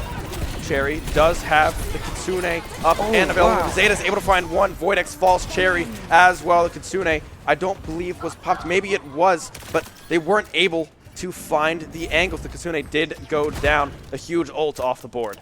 Yeah, I wasn't able to tell what happened. I was watching the health bars at the top of the screen, and I felt like I blinked, and Voidex's health got fried. Yeah. So, not sure. I couldn't tell if he was just out of position or what happened, but a great team effort there from Blinn JV to focus their fire onto one target and eliminate what seems to be the biggest problem so far in this game in the form of Voidex's JQ. But now we do see Claviella able to use her orbital ray, but finding a kill from Cherry to finish the job, and the tank goes down for Blinn JV. Again, it's worth mentioning that the point was capped by Blinn JV as well there, so it is 60% to 60%, and Blinn JV finding all of the kills they need there, finding a effectively team wipe, as now Cherry will be the last one to go. They stall it out to stagger the team. 75% ticking on the point could mean that this one might go their way if Shenandoah is not able to run to the point now and contest. Yeah, and that's just Fro going off, right? The overclock popped, able to find 2 kills immediately. I believe it was Tiny Shining and Cherry that they were able to find. And now they will just concede that second point, find this rotation over to this third point, have that first touch, have that first kind of positioning around this one. Tiny Shiny does swap back over to this Tracer, and Claviella swapping as well over to this Brig. Not something that we've seen here in this map just yet. Yeah, interesting swaps from Tiny Shiny, switching between the Venture and the Tracer, right, trying to find a window on either one. Flames ult is now up, same with Voidex. Voidex taking a lot of damage, though, to start this, as he will get healed back up. But we also see a swap from Soul to D.Va here, as now that could mean a lot of issues for this Reaper ult if he decides to use it. But he doesn't even need it, as he finds a kill of his own. Voidex finding 3, and huge numbers, a strong start for Shenandoah to take the early points, early percentage on this point. Yeah, I thought for sure Flames was about to ult that, right? Everyone was in that little corridor, the Death Blossom still up and available. But this is the kind of patience that you see with these very knowledgeable players. He walks in and was like, all right, I might not need to ult here. We have a lot of damage on the way, and frankly, saving this crucial ultimate is probably something that you want to look at doing instead. We'll be able to stay alive. Soul getting chunked out. I mean, Flames playing incredibly aggressive. The Kitsune Rush does come down. Still holding on to that Death Blossom is Flames. Zeta's very, very low. Will finally go down. Cherry, the kunai will strike true. And now they are getting pushed back. Fro drops, Reaper drops as well. I mean, this is just domination thus far in this flashpoint. Yeah, this has been so awkward because Flames has been sitting on this ult for so long, but he can't use it because of the D.Va, right? The D.Va can just stare at him and absorb the entire ultimate. So he's standing there shooting like, we can't use my ult until this D.Va's dead. Yeah. But Shenandoah making the argument, well, we don't even need it to win, Yeah. right? We can just kill them anyway. So Shenandoah looking very, very strong on this point, as now we do have a stall. Blinn JV finding their way onto the point to force overtime, not quite giving up just yet, and now Claviella will go down. So Shenandoah at a disadvantage and now down 3. Woo. Tiny Shiny finds one of her own, but it would take just about a miracle to take this point back, as Blinn JV makes a very strong push last second on this point, and sure enough, it will be a Blinn JV cap, and still sitting on ults for Shenandoah, but just too awkward of a situation, right? It's hard to say that they should have used them at any point because you just can't with that D.Va there. Yeah, and 3 ults still up and available means that this next fight is likely to go SU's way if they are used to perfection. Flames has been holding on to that Death Blossom for oh so long. The charge coming through as well. Many people at Purple. Zetas goes down. Moon as well. Fro to follow. They just fried everybody with one ultimate. Voidex found all of them. 4 members fall. Soul escapes with their life. The cap coming through 2-1 now on this flashpoint in favor of SU. Yes, and now as we look to rotate, we have a moment to breathe. I did make you a promise that we would keep you updated on the other games.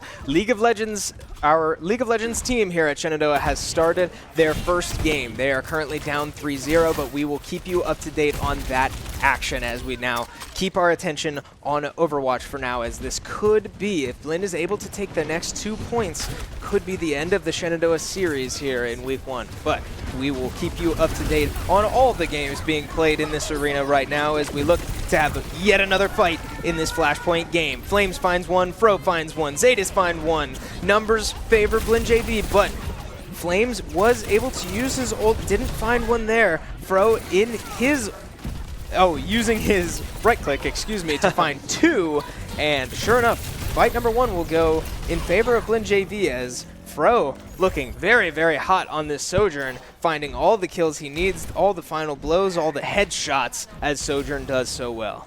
Yeah, Tiny Shiny holding on to that pulse bomb as well. Just trying to find this angle. I'd only assume onto Fro to take out that Sojourn. If that one sticks, that Soj will be smoked.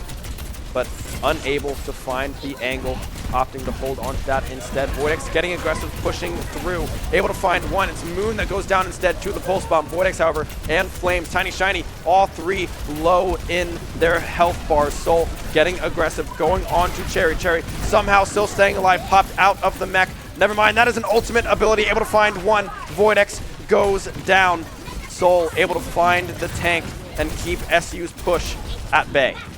Yeah, great stand there from Blinn JV to now rack this point up to 75%, and if they're able to take this, we're going all the way to 0.5 on the map that Shenandoah has looked so strong on, right? These fights, so many of these fights have gone Shenandoah's way, but Blinn JV finding wins in the important fights, right? Finding ones that matter and really taking a commanding 0.4 there as we now move to what could be the end of this series. If Blinn JV is able to take this point, we go to point number 5, map number 3, Blinn JV looking to put it away.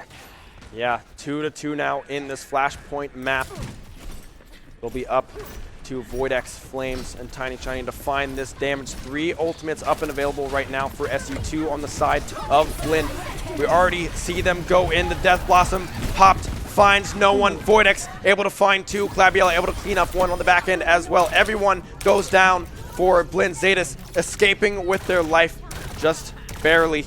But that is the fight you want to see coming through from SU. Only 1 ultimate use. Clabiella, Tiny Shiny still having theirs available, and Flames about to have that Death Blossom back up and available. Yeah, I was just about to say, that's almost exactly the start that you would like to see if you're Shenandoah, right? The Blinn JV Reaper using his ultimate there and finding 0. That's a big ultimate that might not come back up before the end of this point. If Shenandoah is able to clamp down now, that's a massive blow to Blinn JV, as now Shenandoah does have 2, now 3 of their ultimates, and 1 comes out. The Pulse Bomb will not find, but Voidex claws 1, Cherry finds 1 of her own. Zadis will find the kill onto an ulting Flames. Now, as Shenandoah looks to find any advantage they can, looking for heals, Clabiella finds 2, but Soul will take down a healer for Shenandoah.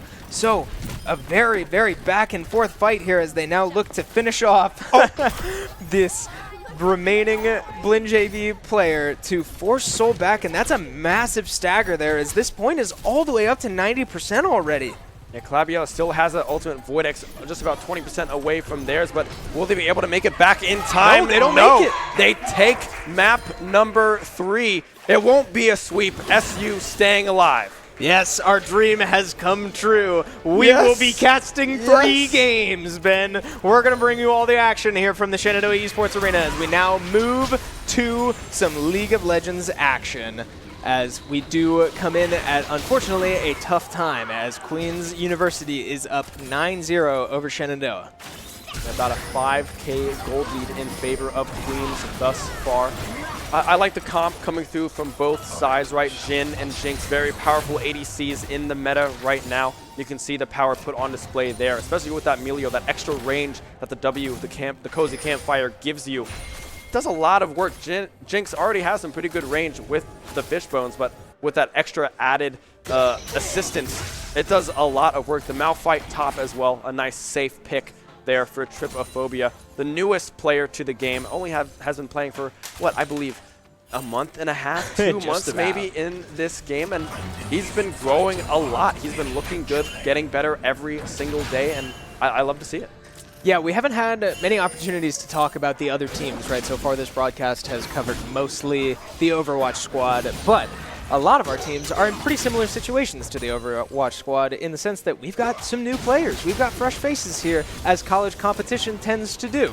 So we have one returning player for the League of Legends roster, and it is the jungler Kangaroo Feet. Every other name on your screen is new, with a niche exception in the bot lane. You may, for those of you who may be die-hard Shenandoah fans, as I will come back to this in just a minute, we do have a fight here in the mid lane as the Anivia looking to put away Syndra. She will flash out to safety.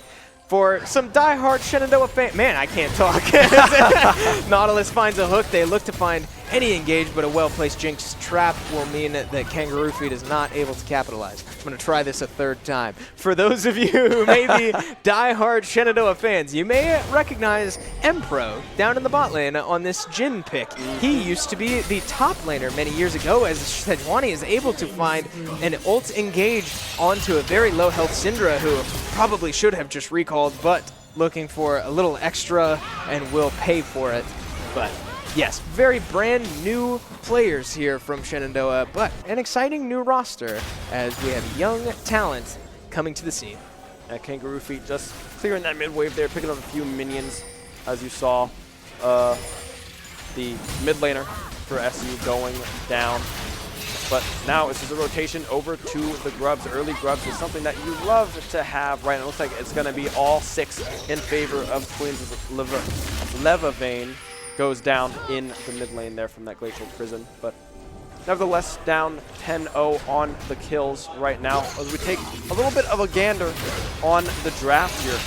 I believe this is probably in draft order. Oh, no, this is after. Yes, this. Nope. All right.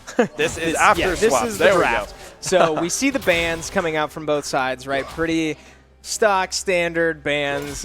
We see a Vladimir, a Quinn, and a Zac ban from Shenandoah. We do know that Queen's University's top laner is a very, very strong Quinn player. So no surprise there as we see a look to engage here from Shenandoah, layering their CC well, starting with a Nautilus ult. But can Jhin keep up with this Jinx damage? It's looking like not quite, as the Super Mecha Death Rocket will come out. A great dodge there from Empro to stay alive. This Jinx is a little overextended, but it will not matter. The additional auto attack range from Milio and Fishbones will mean that that gets the additional auto attack before Jin's 4th shot. Now, we do take you back into some map number 4 Overwatch action. Shenandoah staying alive on map number 4, which will be push on Bucio.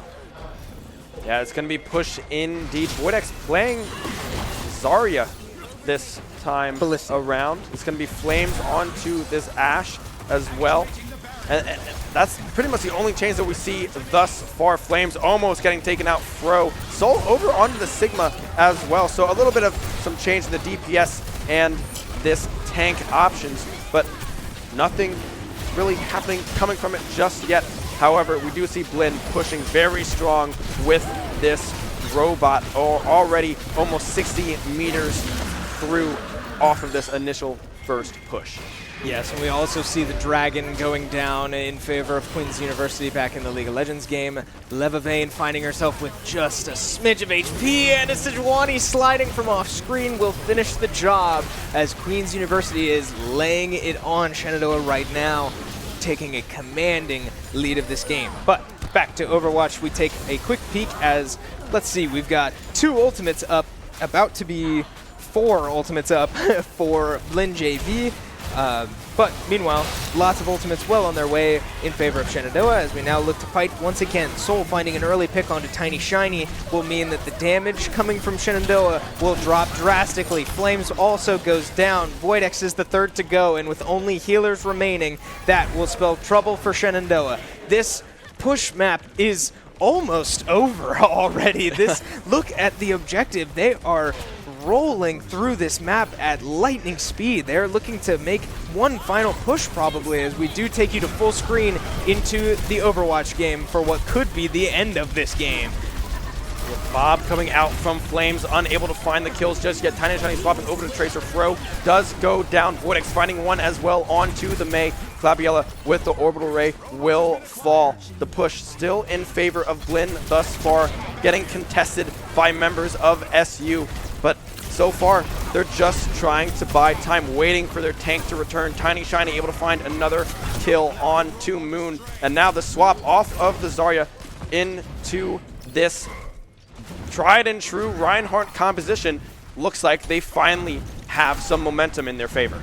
Yes, Shenandoah now finally gets the chance to really cement themselves into this game and settle in, find a game plan, and see what happens, right? We have 2 ultimates, about to be 3, with Shatter coming up very, very soon. Tiny Shiny taking some early damage, but healed promptly back up as Flames finds himself in a little bit of danger. Also not quite dead just yet, as Earth Shatter will come out, and it looked like it maybe found one, but not enough to finish the job, as Tiny Shiny finds looks for a pulse bomb, also does not find any. So a tough fight so far from Shenandoah, but at least no deaths for Shenandoah, as they do actually find 2 kills of their own. Flames finding 1, Voidex finding 1, Clabiella finding the 3rd, to make it so that Shenandoah has numbers. I've been saying it a lot, numbers matter in Overwatch quite a bit, and especially in a game mode like Push, where all of these seconds matter so much permanently. Like, it's the push robot doesn't lose progress, so all of these ticking seconds, all of these moments that you have that robot pushing matter so much. But we see a duel coming from the 2 tanks, and Voidex will come out on top of that one with a little help from a Nano. Means that Voidex finds 3, Clabiella finds the 4th, and Voidex gets 4 kills to wipe the floor with that fight, as they get a checkpoint of their own. And just like that, this game is much closer than it started. Yeah, Flames almost back up with Bob, about 10% out from that one. We are in double box here for you. We see Levavane trying to stay alive, but unable to do so just yet. The Anivia, the ult back off of cooldown, the egg able to save the day, as now we look back towards this Overwatch side of things. Flames now has Bob up and available Soul, and 3 members on the side, almost all 5 members on the side of Blinn will have their ultimates up and available, as we now full screen into League of Legends. Yes, a Rift Herald charging down the mid lane will mean that an inhibitor has been broken. 17 minutes into the game with a kill score of 1-20. Queens in full control of this game, as now pushing all 3 lanes. We'll take you back to a quick double box as we have a fight breaking out in Overwatch in the neutral zone. The robot transitioning between places, but 4 members of Shenandoah down will mean that this robot will be sprinting to finish the game for Blinn College, excuse me. But not quite yet, right, as Shenandoah will be able to respawn. This game is not over. We will see if Shenandoah, now with 2, about to be 3 ults, can make a stand and push this robot all the way back. Yeah, Voidex will have Shatter up and available. Tiny Shiny with the Pulse Bomb as well. Fabiella about to have this Orbital Ray up and available. Moon does go purple, but won't be able to take any damage. Cherry finds 1. Flames as well with the other. The Shatter still up and available for Voidex. Will opt not to use it, will charge instead, pins Bob out of the way. Voidex just barely staying alive, and that's just the DPSs on the side of SU doing some crazy work. Yes, and it looks like we may be having some technical difficulties with the League of Legends game, but we will certainly keep you posted with any developments happening there. Queens University in full control of that one, but we will let you know whatever the result of that may be, as we take you full screen to what Shatter could be the end of this Overwatch game, as now Shatter finds 2 Flames able to finish the job. A pin nicely placed from Voidex is able to find another kill onto Fro, and Shenandoah planting their feet, not out of it just yet, as they now once again making a push to potentially take the lead here pretty soon. Pulse Bomb still available here for Tiny Shiny. Cherry with the Nano, and Flames is about to have this Blizzard up and available. If they can stay alive, they will be able to do so. breaking through that wall, saving their tank. Voidex able to stay alive, getting pushed back. The nano, will it be used? Not just yet. Will go down as they hit their button. Zetas Fro able to find the kills in return. Only 6 meters behind where Blinn has finished their push. Flames uses the Blizzard as well. Now it's just Cherry's Nano that is up and available. Yeah, tough beat for Tiny Shiny, but we do have back to a double box as now Queen's looking to put this away. Another kill in favor of Shenandoah means that they are now only down 22-2, but still a pretty negligible difference as now Queen's is just laying it on. A 20-minute mark has elapsed, but it's looking like this game will end very soon. Empro able to find a shutdown, so that is money in the 80 carry's pocket, but a tank running him down under his own Nexus Tower, and minion waves pouring in from all directions will likely mean the end of this game for Shenandoah. Game 1 should be going to Queens here as they move now on to the Nexus itself. With Grubs, damage, many minions, Shenandoah making a last-ditch effort to respawn and get as many kills as they can, but the Nexus will fall. Game 1 goes to Queens. We take you back to a double box here as, once again, Shenandoah fighting for their series lives here on this push map. Yeah, and the push in favor of SU thus far. Shatter is up and available, will be used. Finds multiple members. The Blizzard not available. Flames just barely staying alive. Tiny Shiny able to find the kill onto the Bastion as well, but forced off. Claviella does use the orbital ray. Soul able to find one onto Flames. Cherry getting chunked, barely staying alive. Soul, it's up to you to try to find the kill. Still in the mech, will be able to find the angles. Voidex does go down, but with 30 seconds left, they might still have the opportunity to have one last touch. We will have many ultimates up and available. Tiny Shiny, Pulse Bomb just came up. Flames 1 second away from that Blizzard, and Cherry does still have that Nano.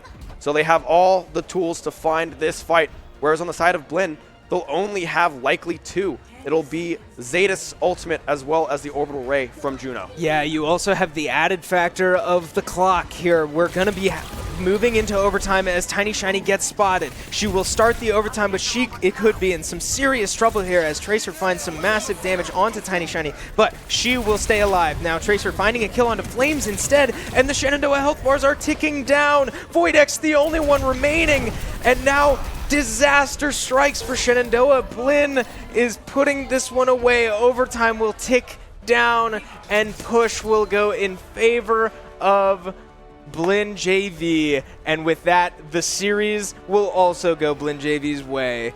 3-1, a very well-played series as we take a look at our players. A tough week 1 start, but very, very strong showing.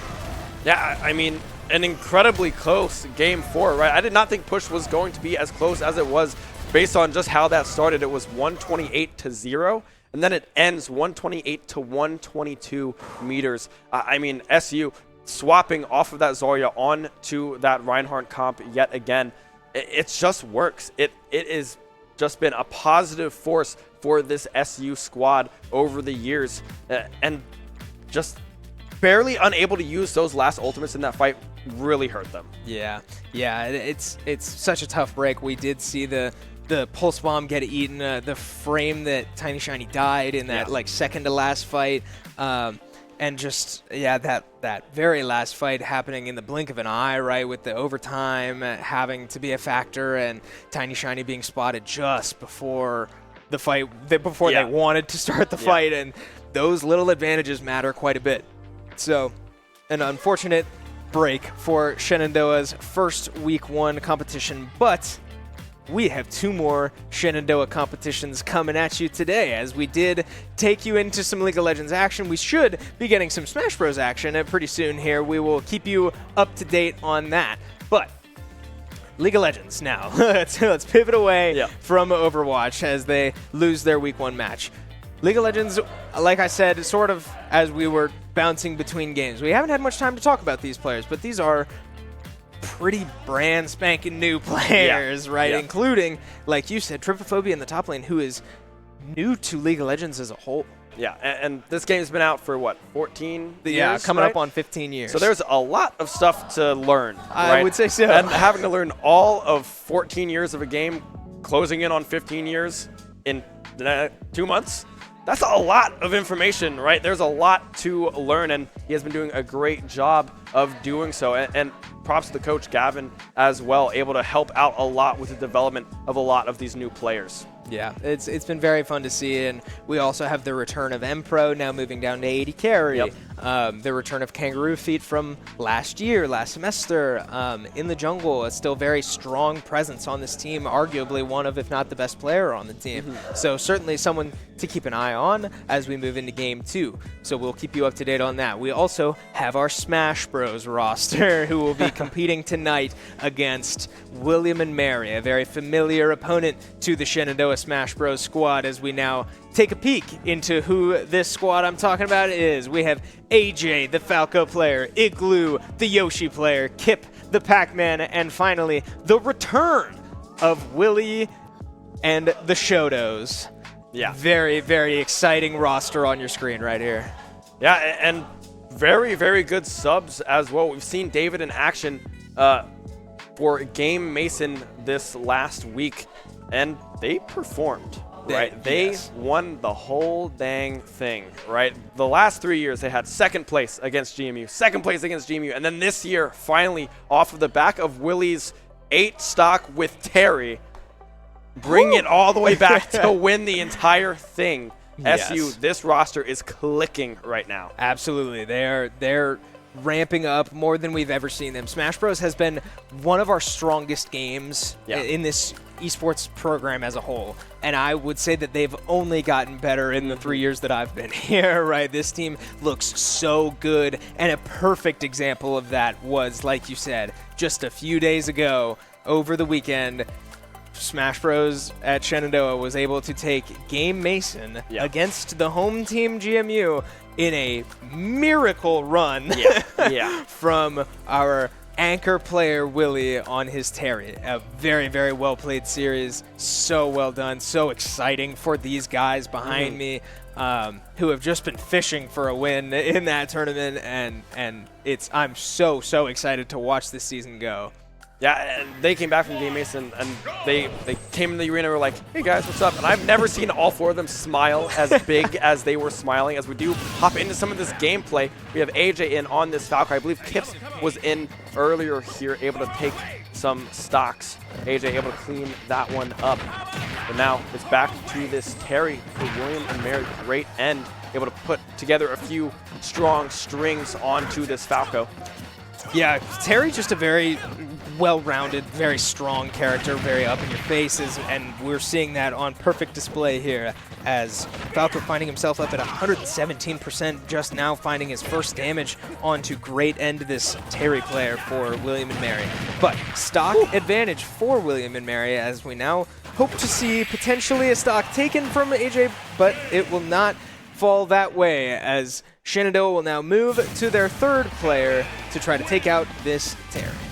Yeah, and I believe what we have left is we have Willie and Igloo. Likely. Right now. Yeah. So who knows who is going to be going in place to go up against this Terry, who looked pretty strong there in that final stock there against AJ, able to put together some pretty strong strings and get out of some strings of AJ's as well. So yeah, pretty close competition so far, looking pretty nice and pretty fun here in this first circuit, I guess. Circuit? Yeah.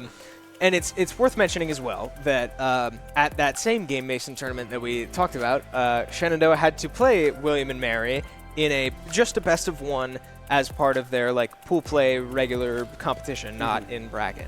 And they did beat them relatively soundly. Yeah. Now, what we don't know is whether or not William and Mary was at full strength. It can be hard to get all of your players out to a LAN like that, and we experienced that as well. We did not have these 4 guys out at Game Mason. So something to keep in mind is that these teams have played each other many times in the past, including as recently as this weekend, and Shenandoah was able to come out on top in that one. But that result certainly does not take away from the strength of William and Mary's roster. Yeah. And so as we look to show you our third player going into match number 1 of this series, we have a bit of a surprise as it is looking like it will be Willie coming in as the 3rd player to assert dominance in this Showdown matchup. Yeah, we were talking to Willie earlier, right, he plays Kazuya, and he is a monster with this character, but he also plays Terry as well, so very familiar with the strings and the matchup here, because this is the 2nd go-to for Willie, right? We saw it pulled out at Game Mason, and it looked very, very strong, but we can already see the grab coming through. Combo into electric, right? Go on and on. He's been, 10%? But look at Willie go, just putting together these insane combos. Yeah, so this type of matchup I would definitely think favors Kazuya, because Kazuya is basically going to win most matchups where you have to play in his face. Terry is just as much a Shoto as Kazuya, right? They both want to be up in your face, but Kazuya is just about the best in the game when you have to be that close to him, and we're seeing exactly why. Insane damage numbers, insane damage combos, long strings, predictive reads, DIs, all of it. Kazuya's got it all. So we see an early stock taken, but Kazuya now over 100% will mean that he has what I like to call his kill button. So we will see if that comes out. It probably would not kill yet, but I hate to say that I can't quite rule that out. Yeah, Kazuya does a whole lot. That is the button. See. And okay. Oh, not just yet. Yeah, that was indeed the button, but will Terry be able to recover? No. So technically, yeah, it does kind of kill. It's not a spark, but man, yeah, it kills. Yeah, Kazuya is just something to behold as we now see him sneaking in through all of these hitboxes that Terry is throwing out, but finding an electric of his own, stringing it into 55% just like that. And now, if you're this Terry, you just have to look to find one stock, but he won't be able to do it. Willie putting that away like light work, just as we saw over the weekend. This is Willie's comfort place. Yeah. When Willie plays, I can't help but just get giddy. I just get so happy. What is that? What is that? He's an incredible player, and he's very, very smart, and he's getting better. This is a player that we unfortunately did not get to see the 2nd semester of last year, but now in a triumphant return is looking stronger than he ever has, which is remarkable to see. Yeah. He was so good in the fall semester, right? Yes. We did miss him in that last semester, but hearing the coach Igloo go over and be like, yeah, Willie was really good in the fall. I was like, yeah, he's in crazy condition. And he's like, yeah, and he only got better, right? He has been improving at everything that he's competed in and has been looking really good in this Terry and in this Kazuya. Both are pretty much completely even for Willie now, as we take a look at the team there, sitting in wait as they wait for the 3rd player to come out from William & Mary. Yeah, and probably my favorite part about the development and growth of Willie over the last year is, in my opinion, the mental growth. I think a big issue that we had last year was that there was a lot of pressure put on him as a freshman. Right, 1st semester freshman, he was effectively the same presence on our team in the sense that he was the anchor. He was the guy that we had to rely on in our most intense situations. And that's hard. I don't care who you are. That's very mentally taxing. Yeah. But talking to Avery Igloo, the captain of the team, a big thing he said that stood out to me was that Willie has the mental to be our anchor now, and that's a big deal. He can handle the pressure, and we see it. We don't even have to take Igloo at his word for it. We see it in Game Mason. I got to watch him compete at Supernova, the major tournament just down the road for us here at Shenandoah, and he's playing against top players and showing out, right? Yeah. This is just such a well-rounded, mentally tough player that is going to go places. It's just a thrill having him back and hopping back into it. He will be going up against a Samus now. Plays a lot more ranged, so doesn't really play to Kazuya's likings. But as I say that, when he's not been touched, and he almost has a stock off of those combos. Yeah, this is really smart from William & Mary to say, hey, it certainly seems like William & Mary has some depth, because these are not characters that we were really expecting to see, but they're smart characters, especially picking Samus into a character like Kazuya. Kazuya does struggle with these types of ranged, run away from you and just camp you out type matchups. But we'll have to wait and see, because Willie has his ways around stuff like this, and we talked to him a little bit before the series. He can play Terry as well, and he prefers Terrys into matchups like these, but that's certainly not to say that Kazuya can't get away with some crazy stuff in this type of matchup. So we will wait and see. And another thing to keep in mind as this match goes on is that Kazuya has a reflector. So we'll see if he's able to time any of these crazy projectiles, but unable to recover from that one without a jump. And now we see Kazuya losing his first stock. Yeah, 117%, however, built up onto this Samus. One combo will spell doom for the first stock, but still playing that range. Kazuya unable to get on top of them thus far. And these strings coming through from Samus as well has just been positive. They've been able to get away from these Kazuya combos and just the approach that Willie is going on. As I say that, that was a big kick to the face, but able to get back in time. Samus staying alive.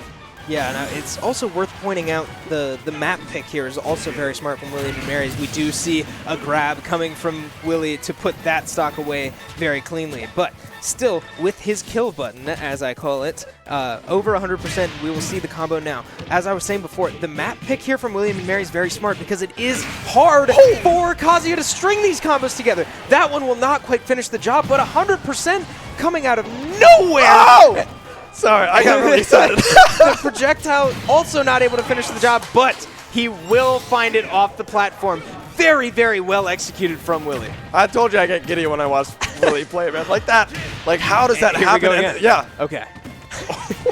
Yeah, I mean, this is exactly what we're talking about, though. The mental fortitude to settle into this moment, right? This is a tough matchup. He's not going to enjoy this. But to settle in, find the moments, find the windows he needs, and capitalize. That's exactly what we just saw, and it's exactly what we're watching again, as Willie is able to put that one away and retain 2 of his stocks after what looked like it could have been a pretty messy start. Yeah, I mean, the Samus was playing the range so well, but Willie able to adapt and just be like, all right, I just got to put my foot on the gas and put it to the floor and just go after this Samus. Was able to do so successfully, and Samus just couldn't get away. Willie was hitting everything, reading all the moves to perfection, and putting together some beautiful strings. Yeah, and that hurts for William and Mary, right? That's the textbook answer to Kazuya is let's put the range in, let's make him deal with the most irritating matchup he can deal with. And for him to do that is backbreaking moving forward. Because then, okay, what do you do? That only resulted in 1 stock being taken off Willie. That is not at all what you want to see. But this is our multi-game chaos of the night, right? Off of Smash Bros. For just a moment as we have finished the draft for Game 2 of our League of Legends series. And we've got some pretty interesting picks over here, right? I see a Samira coming out for Shenandoah with a Nautilus, Swain, Mordekaiser, and Volibear. Very strong comp, I would say. Yeah, I mean, this early game power that this Volibear is going to be able to implement into these ganks, most likely looking at these bot side ganks, because you really want to get the Samira ahead early. Once the Samira starts snowballing, she is very, very hard to stop. But on the counteract, we see a Malzahar, right? You click Samira with 1 button, and she can't do anything. So we'd expect possibly a QSS or a cleanse to come through here from the Samira so they can hopefully try to stay alive for as long as possible to really get those combos off. Yeah, and it's also worth noting that the Samira will be laning into a Jinx Lulu, which Lulu is also problematic for a Samira, right? The polymorph can knock your ult out like that, and it's a point-and-click ability. But the reason I brought it up actually was because Jinx early game is not great. So if you're going to take advantage of the early to mid game Samira power spike that is that champion, Jinx is going to help with that. So we'll see. But you raise a great point, right? It's going to become very frustrating for the Samira to carry a game against champions like Lulu and Malzahar. But we will see, right? You never usually want to put all your eggs into Samira, and it looks like they have other options. So we will keep you up to date on that game as well as the Smash Bros. Series, but we're getting ready, waiting for William and Mary to send out their last player of this series. And, I mean, back to it, right? We could talk for hours, days even, and it's so hard to put to words truly what Willie is able to do to these people.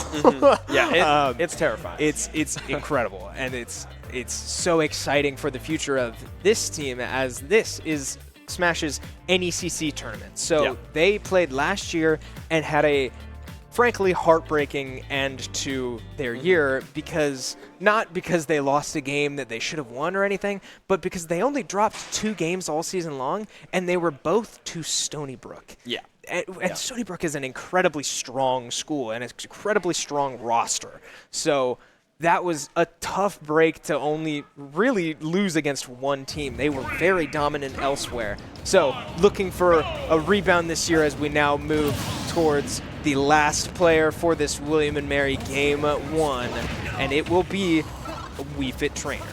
There you can already see Willie trying to get aggressive there, but the Wii Fit able to counteract it fairly well. The grab into electric there, and yep, that's it. Yeah, great combo there. After talking to Captain Igloo a little bit before the game, we also do know that this North Wii Fit player is a very, very strong player, and he did describe them as the best player on their roster. So certainly saving the value for late, but Willie finds his kill button. Stock number 1 goes down, but certainly some valuable damage done to Willie as he now makes his way back to the stage. He will be fine and looks to take a second stock. Yeah, I mean, Kazuya just trying to play this distance. Wii Fit does a great job with the volleyball and that orb shot that they have to kind of try to play this range, which, again, that Samus was doing very well early on as well. Kazuya, well, that was just a great read coming through from that Wii Fit, right? Read the jump from Willie, able to find that one, but now Willie trying to put together yet another string, will do so successfully. Oh, this is done trouble. as well. Oh my goodness, wow! Willie! Wow! Very, very well done. Able to string that combo and find the stun partway through. Very, very, very, very, very, very, very, very well done. I mean, I'm running out of words to describe this player, but finding these combos again, starting with an electric, isn't able to capitalize on that one. Good DI from the Wii Fit. And now both of these players with 1 stock remaining finds a kill button through the neutral B from the Wii Fit. Now fighting for stage control, but Willie launched far, far away, and 150% is not quite where you want to be, but, I mean, now racking up damage like you wouldn't believe. I mean, this Wii Fit's already at 100%, and now any combo either direction could spell death, and this could be trouble! And sure enough, it is. The up B from Kazuya will wipe away the remaining 170%, and just like that, Willie gets to go. Wait, no, that's it. Yeah, I think that's Mary's last player. Okay, series lead Shenandoah 1-0. And we haven't even seen our captain, right? Yeah. Igloo has yet to play Willie.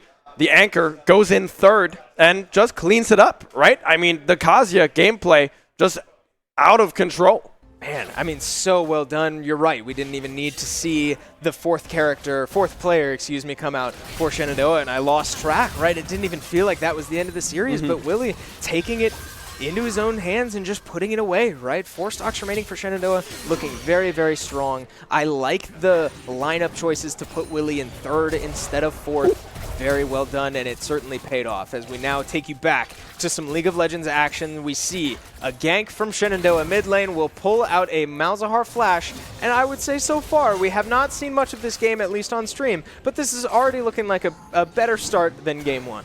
Yeah, flash for flash trade. Favorable for SU, right? When you get that mid laner flash, it's a big deal, especially if you're just trading it for your jungler's flash, because you won't see them all the time. It's not as pivotal to have that flash on that volley bear, the pullback there from Mordekaiser. Won't amount to too much, as the Soul Unbound is still up and available for that Yon to snap back to, as now we see a Sejuani roaming up towards this top side. See if Tripophobia reads that one. Yeah, this could be trouble for Tripophobia, and sure enough, it is. The gank will result in a kill, but meanwhile, Kangaroo Feet able to capitalize elsewhere and looking for even more, as nope, he has been sniffed out, and this could actually be trouble for Kangaroo Feet as a flash hook comes from the support Nautilus finds one of his own, and Jinx will find a kill. She's excited, and now she can sprint to safety, and this Nautilus could go down. Oh. Jinx flashing forward, just running for her life, and now could find a third. Disastrous for Shenandoah, and now a tough break will mean 4 kills in favor of Queen's University to start this game. Yeah, the flash forward coming through from Empro on that Samira.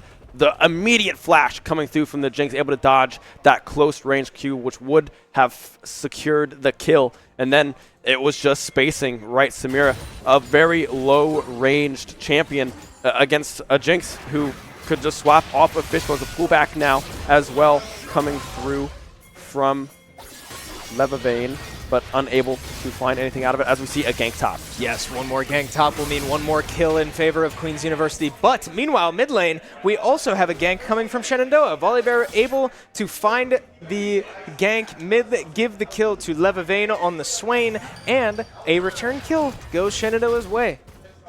Yeah, now we just see some standard pathing here. We just see a nice, everyone going back to their lane, no one roaming around just yet, trying to get some vision here.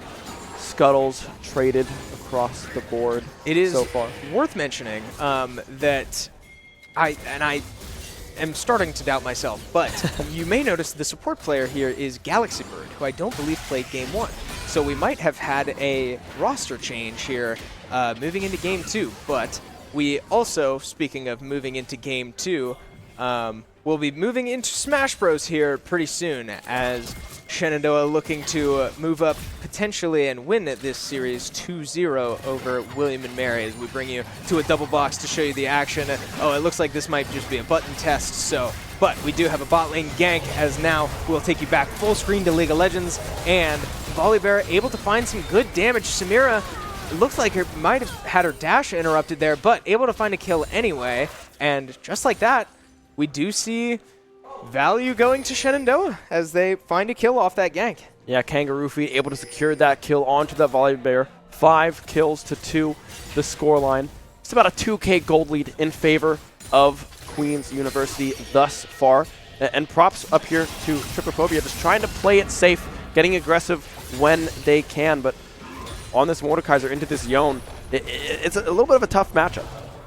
Yeah, and as we take a look at bot lane again and top lane, we've got fights on both sides of the map, as Yone will find it engaged, and this is a very strong early game character. He will be forced to go back and will not find the kill, but will find a lot of damage. Meanwhile, it looks like the gank bot lane did not quite result in anything, as we see both lanes just recalling down there back to safety, excuse me. But we have a Malzahar standing in the top lane who will find a point-and-click ultimate onto Tripophobia, secure that kill, and this Yone is looking like he's going to be a problem for Shenandoah. But we will be moving now toward game number 2 in the Smash Bros. Series. Shenandoah looking to take this 2-0.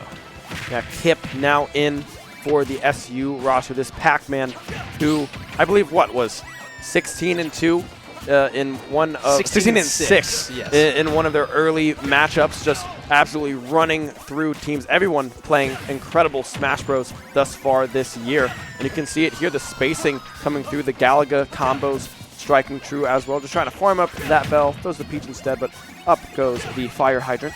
Worth mentioning as well, William & Mary opting to send out the Wii Fit first.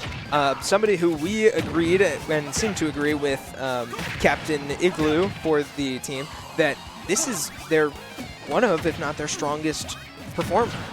So William & Mary making the decision to try to front load their roster, certainly a strategy, right? This is the nature of crew battles, right? What works, what doesn't. They're going to try to front load, but great patience from Kip on the Pac-Man will find a stun and an easy forward smash to take stock number 1 in game number 2. Yeah, Galaga combo will be strung together here beautifully. Having an air dodge out of that one is Wii Fit, but a high percentage built up onto this Pac-Man. Just trying to find that first stock is William & Mary, but North struggling right now with the range that Kip has been playing with. Yeah, and Pac-Man is such an interesting character that people just tend to struggle with, right? He's so unique compared to everybody else. He has all of those projectiles, able to place that hydrant down, and as we just saw, sometimes can backfire on him if you can handle it well. But I certainly expect North for this William & Mary roster to be able to deal with this Pac-Man very well. So William & Mary placing a lot of faith in the rest of their roster to deal with what we know is in the back line for Shenandoah. But I imagine part of the decision to put North in now was to try and get an early lead. And so far, we are not seeing that. Kip has been in full control of this game so far, pulling out a bell, looking for another one. He will get a stun on the ledge, but not quite enough to confirm, and he will go down. But still, 2 stocks to 2 and 100% for this North Wii Fit trainer. But Kip looking for a key, unable to find that quick stock. Yeah, the key coming through there, just hitting that shield. A slow little cantaloupe floating in the air, unable to do anything with that one just yet, but just playing this space, playing patient, waiting up to farm what Kip wants to have to start these combos, and is just playing patiently, dodging everything that he needs to dodge, right? The bell up and available to stun will not be able to connect just yet, but Wii Fit as well, kind of getting stalled out here, unable to really string together a lot of these combos and get a larger percentage onto Kip.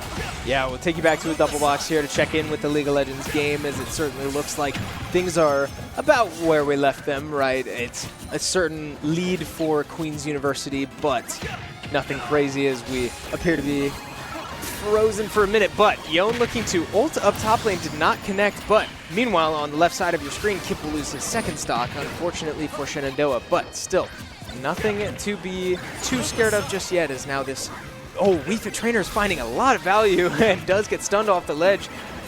Great job to recover there, but not quite the spacing Kip wanted on that bell. It will land on the ledge, and that will mean that North finds his way back on stage. And we can see a gank mid lane, a flash away from the Volibear ultimate. Levavane goes down, but Kangaroo Feet able to find their response. Now needs to escape on their own. Super Mega Death Rocket does go wide, but I mean, unable to do anything with that just yet is Kangaroo Feet. Will be able to escape with their lives. Yes, and as we see on the left side of the screen, Kip does go down to the Wii Fit trainer, so we will full screen you back to League of Legends as we have, like we said, kills 4 to 8 in favor of Queen's University, but a gold lead, very noticeable in the top lane, right? This and bot lane, frankly, that both of these hyper carries on Queen's University are going to be causing problems for Shenandoah the longer this game goes on. Yeah, if you look at that bot lane gold difference there, it's about a 2.2k gold lead in favor of this Jinx over this Samira. The snowballing is well underway. That's almost an entire item ahead of this Samira for Queens on this Jinx. And just this hyper-scaling comp that they have, the Jinx, the Yone, the Malzahar will be doing so much damage in this late game. They need to try to find these shutdowns that are available specifically on this Jinx. I believe it's a 300 gold shutdown.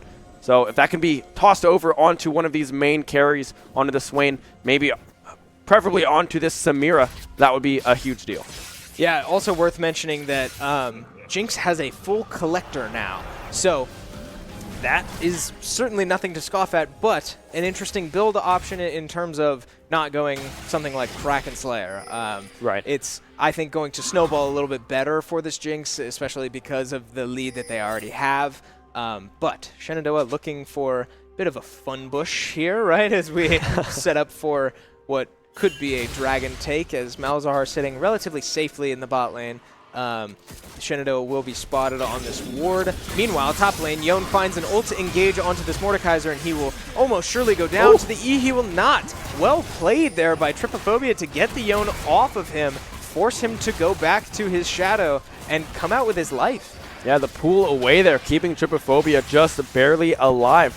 I mean, that's pretty good mechanics right there, right? I mean, Yone had him dead fully, but able to escape. Now flash hook coming through from Galaxy, but the dash in coming through as well from the Samira. The Jinx is so low, but unable to do anything is SU. The ults coming through from Lulu as well. Everyone goes down. That's a triple kill for the Jinx. Now it's just Levavane trying to run to safety, but the chase is on. Yeah, and a massive commit there from Shenandoah, as now we see Levavane likely go down to a Malzahar ultimate and the rest of his damage. But yes, a large commit there from Shenandoah to try to get the shutdown from the Jinx, and they layered their CC pretty well, but That's the Lulu support value, right? We saw shield on top of ult.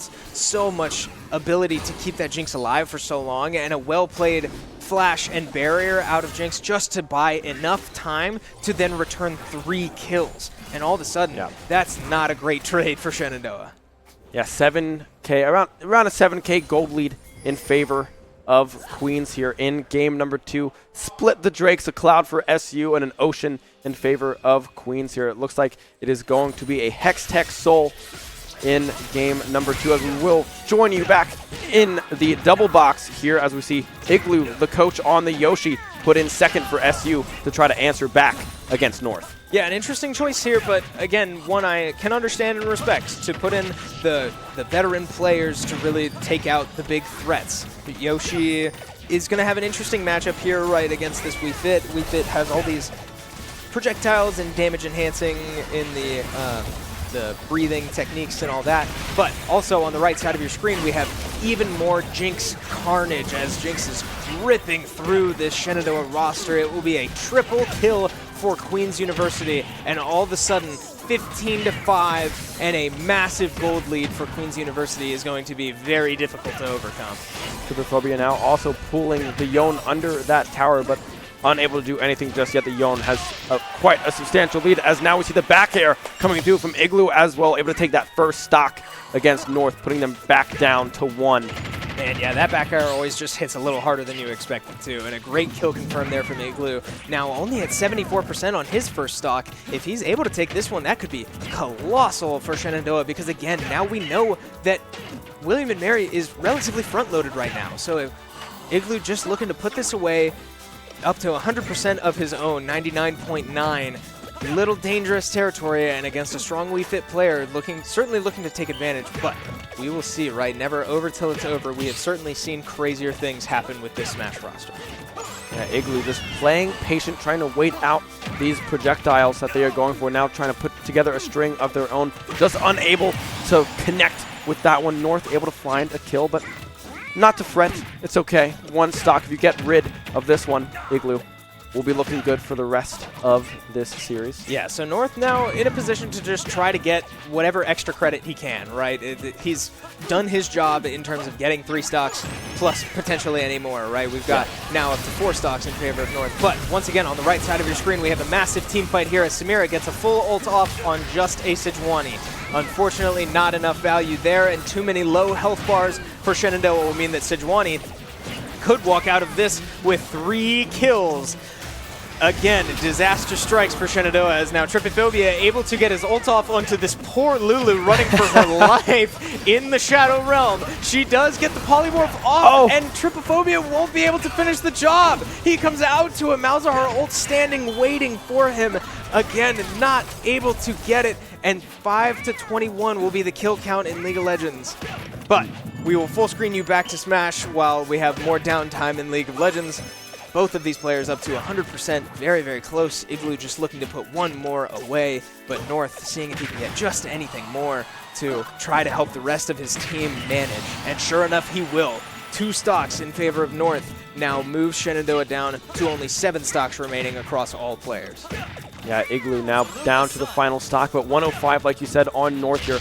Able to get this, the back air does connect, not able to kill just yet, but Igloo just playing patient, calm, cool, collected Smash Bros, waiting for the right moment to strike. Still keeping the aggression onto North here as well. I love to see that coming through from the captain, but North is doing a great job of finding these dodges and finding these perfectly timed shields to stay alive.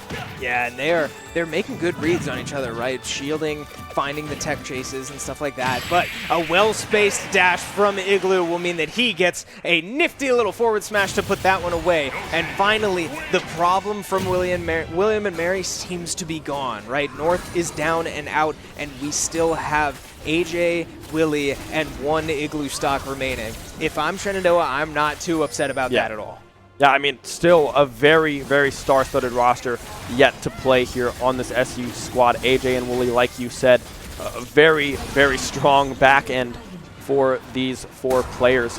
And, I mean, yeah, it's just looking good. Empro able to find the kill on to this Malzahar. Finally getting some more kills on the board, but now, as I say that, the Yone getting aggressive. The hook will not connect to the terrain, not able to fly out of that one. Now, Levavane caught up. The Glacial Prism will connect the kill over to this Jinx. Getting excited. Kangaroo Feet might have to be a little cautious here. Walking up into this Jinx. That might just be a kill. It will. A triple kill for the Jinx on fire. 13-1 this Jinx right now, the KDA, as they look to end the game. Yeah, and look at the difference on the items right at the bottom of your screen. Samira just finishing that collector off of the shutdown from the Malzahar. Meanwhile, the Jinx opposite her has a collector, a completed opportunity, a last whisper, and enough money for a executioner's calling. Yep. So lots of damage coming out from this Jinx, and we see it with now the added damage coming from Lulu. Now, Trypophobia will find an ult onto Sejuani. They are now fighting each other separate from everybody else. Jinx caught out of position, flashes away, but will get the Lulu ult off. Now here comes all of that damage. Super Mega Death Rocket will find 2. The rest of the Fishbone Rockets will find 2 more. A quadra kill going Queen's University's way. An ace could spell doom for Shenandoah. Now, at the 19th minute, Queen's University having their way right now. Yeah, 10 seconds left here on Galaxy Bird, this Nautilus, but against 5 strong members of Queens, they're just going to hit the Nexus, and this one in a clean sweep. A hook coming through the ult as well to follow from Malzahar. Not much you can do in that situation. Queens will take the series 2-0 over SU. Yeah, very strong opening showing for Queen's University there to take that series pretty commandingly, but that will do it for game number 2 of our pretty exciting night here at Shenandoah, as now we move and full screen you to what will be Smash Brothers the rest of the night. Igloo looking to get any more extra credit, but he will not get it as Toad, the Falco player, is able to put that away, and now a 9-6 stock lead in favor of William & Mary means that Shenandoah has 2 players left to try to finish the job. That's going to be a Falco v Falco angle with It AJ, probably possibly. will. Yeah. It definitely could be, unless, because, I mean, even just last series, right, or even last game, we saw Shenandoah opt to put Willie in third, which I did not expect, but was the decision and ended up absolutely being the right decision. So it'll be interesting to see, right, I'm trying to remember, so they have this Falco who we just saw. We saw a Terry last game. Yeah. Samus. We saw Samus as well. So I think that Terry and Samus are the last 2 remaining. Presumably. We think. We seem to think that William & Mary has some pretty solid depth, so it's hard to say for sure. But with those characters in mind, right, that's kind of what we have to work around. So if you're Shenandoah, right, you're between a Falco and a Kazuya. I do think you put Falco in here. Yeah, I agree. I like the mirror matchup, right? AJ has experience with it, right? I mean, playing the character as a full-on main, but also just experience in those mirror matchups himself. So I'd expect to see AJ come in here, saving Willie for that anchor position, but who knows, right? I mean, both of those players are extremely capable of making a deep run here against William & Mary. It's hard to say, because you would really rather have Falco go into the Samus. Right. And it certainly seemed like Willie felt very comfortable into the Terry matchup, so that one is fine. But yeah, you would kind of hate to put Willie in now, maybe lose a stock, maybe 2, probably come out on top, but I mean, you just have to think about the collateral damage, right? You have to think down the line. With 9 stocks left for William & Mary, you have to think positive value. So who can get more than enough stocks? And it's going to be hard because, I mean, William & Mary has the advantage both in numbers and in strategy to be able to choose who they put in next. But if I saw correctly, and I believe you at home may have seen it too, it looked like Willie just sat down behind me. So it seems like the decision will probably be Willie on either Kazuya or Terry. But this would actually be a good example of we might see the Terry come out, right? Knowing that there's a Samus back there, knowing that Falco can absolutely run away from you and laser as much as he needs to. It'll be interesting to see. I'm very curious to see who Willie will opt to pick, because he told us before the series that he actually views himself as more of a Terry player than a Kazuya player. Yeah, which was kind of surprising to me, right? Because when I think Willie, I'm like, oh yeah, he plays Kazuya. Right. He is a Kazuya lord, a legend of Kazuya, right? But he likes this Terry and likes what it looks like. And frankly, I like what it looks like too after Game Mason. It looks very, very strong and very similar characters as well. Kind of that Tekken-esque kind of gameplay, right? I think they're both from Tekken, right? Kazuya, I know, is from Tekken. Or is Terry from Street Fighter? Terry's from Kingdom Fighters, I think is what it's called. I don't know. Is it Terry's in Street Fighter now? Yeah. Shout out. Yep. True. Street Fighter 6 just added Terry Bogard like last night. Yeah. But SMK series is what SNK is what I've been told from our production team. Is where Terry is from. But yeah, what matters is that he's in Smash Bros. Yes, So, correct. He is in the game. Yes, they are both Showdown characters. They're both fighting game characters. And what does that mean for a 1v1? It means that one, they're always facing you, and two, that they have very, very unique movesets compared to every other character, right? You have incredibly complicated inputs. You have probably twice the move set the roster, I guess, the roster of moves that you can pick from. The amount of abilities that Kazuya and Terry are capable of is just objectively more than every other character. So being able to play both of them, certainly some of your mechanics are going to carry over, and the value is going to be in both of those picks, but they're both good at things that the other one is not. And yeah, Terry seems to be better at chasing people down, and he's got just a little more ranged options. Not many, but some. They both have comeback mechanics. Terry has his go meter. Kazuya has his kill button. Right? They both have options. Against a Falco, it's really hard to say. I think he will probably go Kazuya just because we saw Kazuya work. Yeah. Like, it's, you know, on paper, I would say that Terry might make more sense, but last game, we didn't have the luxury of picking before we saw the Samus come out, and it worked just fine. So I'm expecting a Kazuya pick here, but we should see fairly soon here as we are getting ready to move into game, as our third player here at Shenandoah University will go in and try to even up this series. Yeah, and it looks like it is going to be this Kazuya, right? Tried and true. We saw it wipe at the end of game number one. A lot of stocks. Quite a few. A handful, if you will, of stocks. And we're going to be golden today. Golden suit, looking good, looking fly into this Falco, who does kind of like to get aggressive with these up-close combos. And that's one you saw there, that side or neutral air, I believe. But, I mean, this is just Kazuya doing Kazuya things, right? Yeah, so keep an eye out for the state of these platforms, right? The stage's platforms can change over time, and that's very, very important to know for Kazuya, as he's constantly looking to string these combos together on the platforms. Almost finds a kill there as he does get a kill spark, but great DI there from Toad to stay alive, keep fighting on another day, and finding some serious damage onto Willie here. Whew. I mean, Willie, the recovery just connects, has that and lands that electric there right out of the gate. But now we can see Toad trying to get that aerial string put together. Is able to do so pretty well, but just unable to find that kill. And just as I say it, there he goes. Yeah, well done there from Toad to just really space out the Kazuya, not let him start these combos, and just really keep the pressure on. Keep throwing out hitboxes and don't let Kazuya breathe. I mean, this is where Kazuya thrives, is right in your face. And right now we're watching Falco play right back in his face, and it's working. Kazuya drops that combo, but still finds 37% damage, finds an electric, won't find the spike, but another electric means an up smash, again, won't quite finish the job.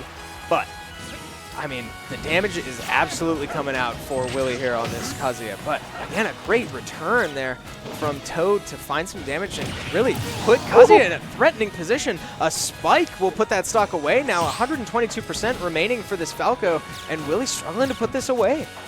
Yeah, I mean, 2 stocks remaining. Granted, this one is at 122%, but, I mean, look at these strings that Toad is able to put together. These combos are just connecting in full right now for Toad. The kill button used. Well, not the kill button, but one of the kill buttons. Finds a grab, able to put that stock away, and at, what, like 140%, that's going to kill you every time. Yeah. But, wow, a forward air will just put that stock away. And, I mean, Falco looks very, very strong there into Kazuya. I mean, that was very surprising.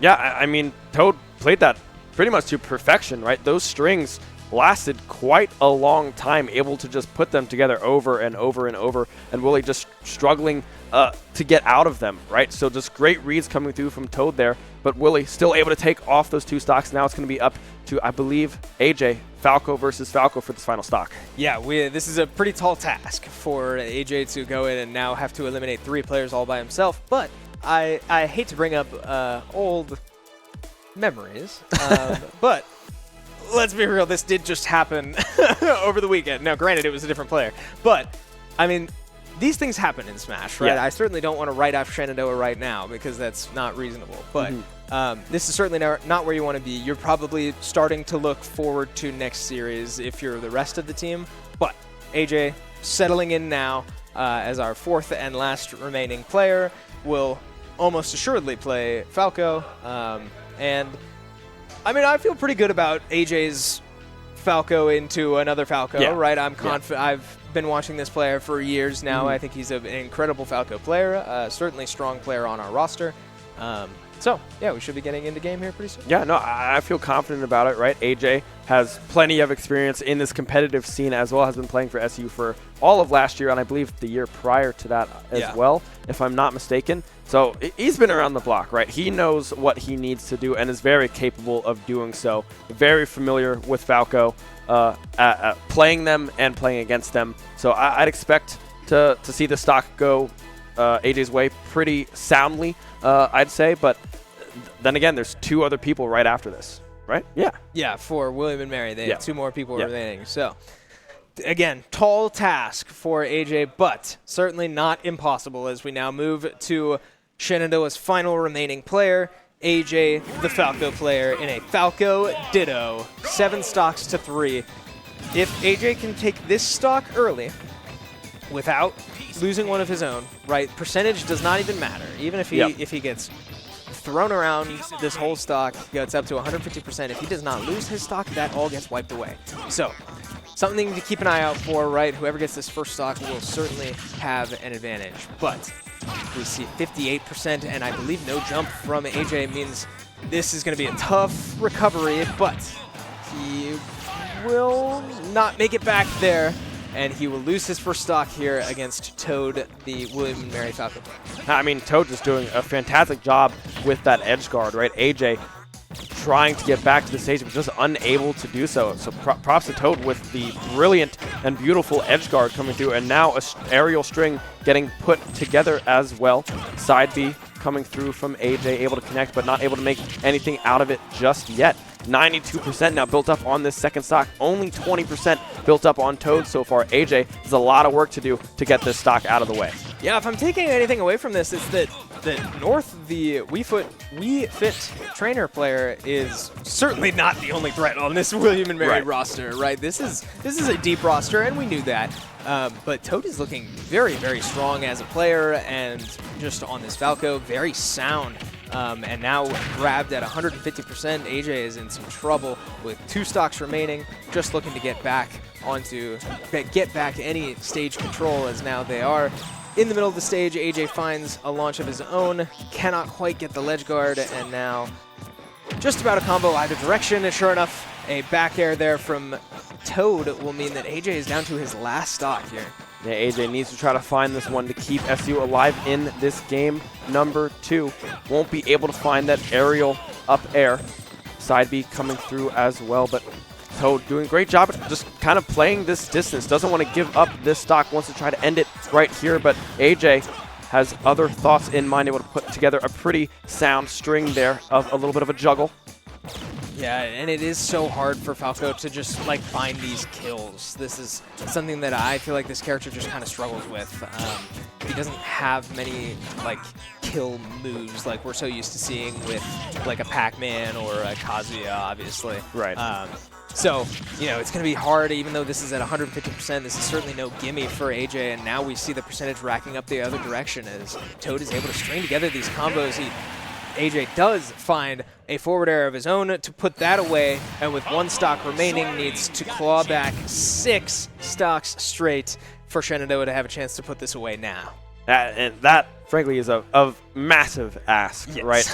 Having 1 stock and having to take 6 is very, very difficult, but if anyone can do it, hey, it's our Falco player. AJ is very, very good. And props to Toad. Taking 2 stocks in that position is insane.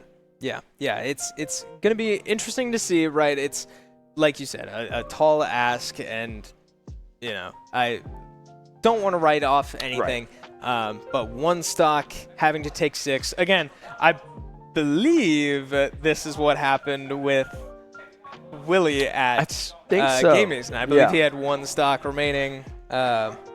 Like, he took 8 stocks in a row, but I believe when there were 6 stocks left, he only had 1 stock remaining. But again, different players, different setting, different everything. Right. So if you're William and Mary, right, as we said earlier, we have seen a Samus and a Terry. Yep.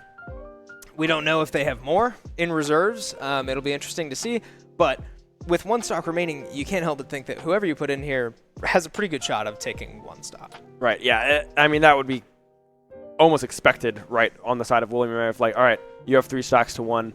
You just got to get 1 of them down. If you lose 2, that's fine as long as they're up to like 200%. You know, you just got to try to find 1 side air, 1 smash attack, and they're toast. Yeah. Right? So right now, William and Mary definitely on the confident side. And I mean, I don't blame them, right? 6 stocks to 1, it's pretty favorable. But AJ is a very experienced player, right? So it's going to be exciting what they put in here. Yeah, and I was going to say I would not expect them to put a Samus in because Falco does have a reflector. Yeah. But I was going to say I would expect them to put in Terry because of that. But sure enough, we will see, just as we expected, reserves. If it's the same player as we've seen or not is hard to say, but certainly a character we have not seen. Captain Falcon is the answer, the response for William and Mary to take 1 stock off of this Falcon. Yeah, and already we can see Captain Falcon just trying to put together these aerial strings with these grabs, but AJ putting together an aerial string of their own, able to read this Captain Falcon, finding that first stock quite handedly, only taking 12% on their own. Yeah, pretty well done there from AJ, I would say, right? Only getting hit maybe once in that entire stock and really taking full control. Not showing any signs of concern, at least, for only having 1 stock. But that's exactly what we want to see, right? From a fighting game player in this type of situation, you have to be confident in yourself to get the job done. And sure enough, we see AJ again stringing these combos together off of the platforms on this small battlefield stage. But a great read there from Captain Falcon to catch the jump with his up B. 76% now on Falco. But again, I mean, these up tilt combos are really starting to come together, and sure enough, a side B into back air will almost do the job. Not quite able to finish it there, but a forward air, still not quite able to get it. Captain Falcon forced to recover there and right into the down air of AJ. And all of a sudden, that is 2 stocks straight for AJ, right? If he's able to wipe this one off, this 90% that he has now racked up goes away, and he just needs to, I say just, needs to do it one more time. Yeah, AJ up to that 100% range. We see Captain Falcon just trying to find this edge guard. Now AJ needs to be careful. If he's caught with any one of these combos from this Captain Falcon, he could go out. But 51%, a few strings of their own might be able to find the kill. The side B going through the roll as well into that side air.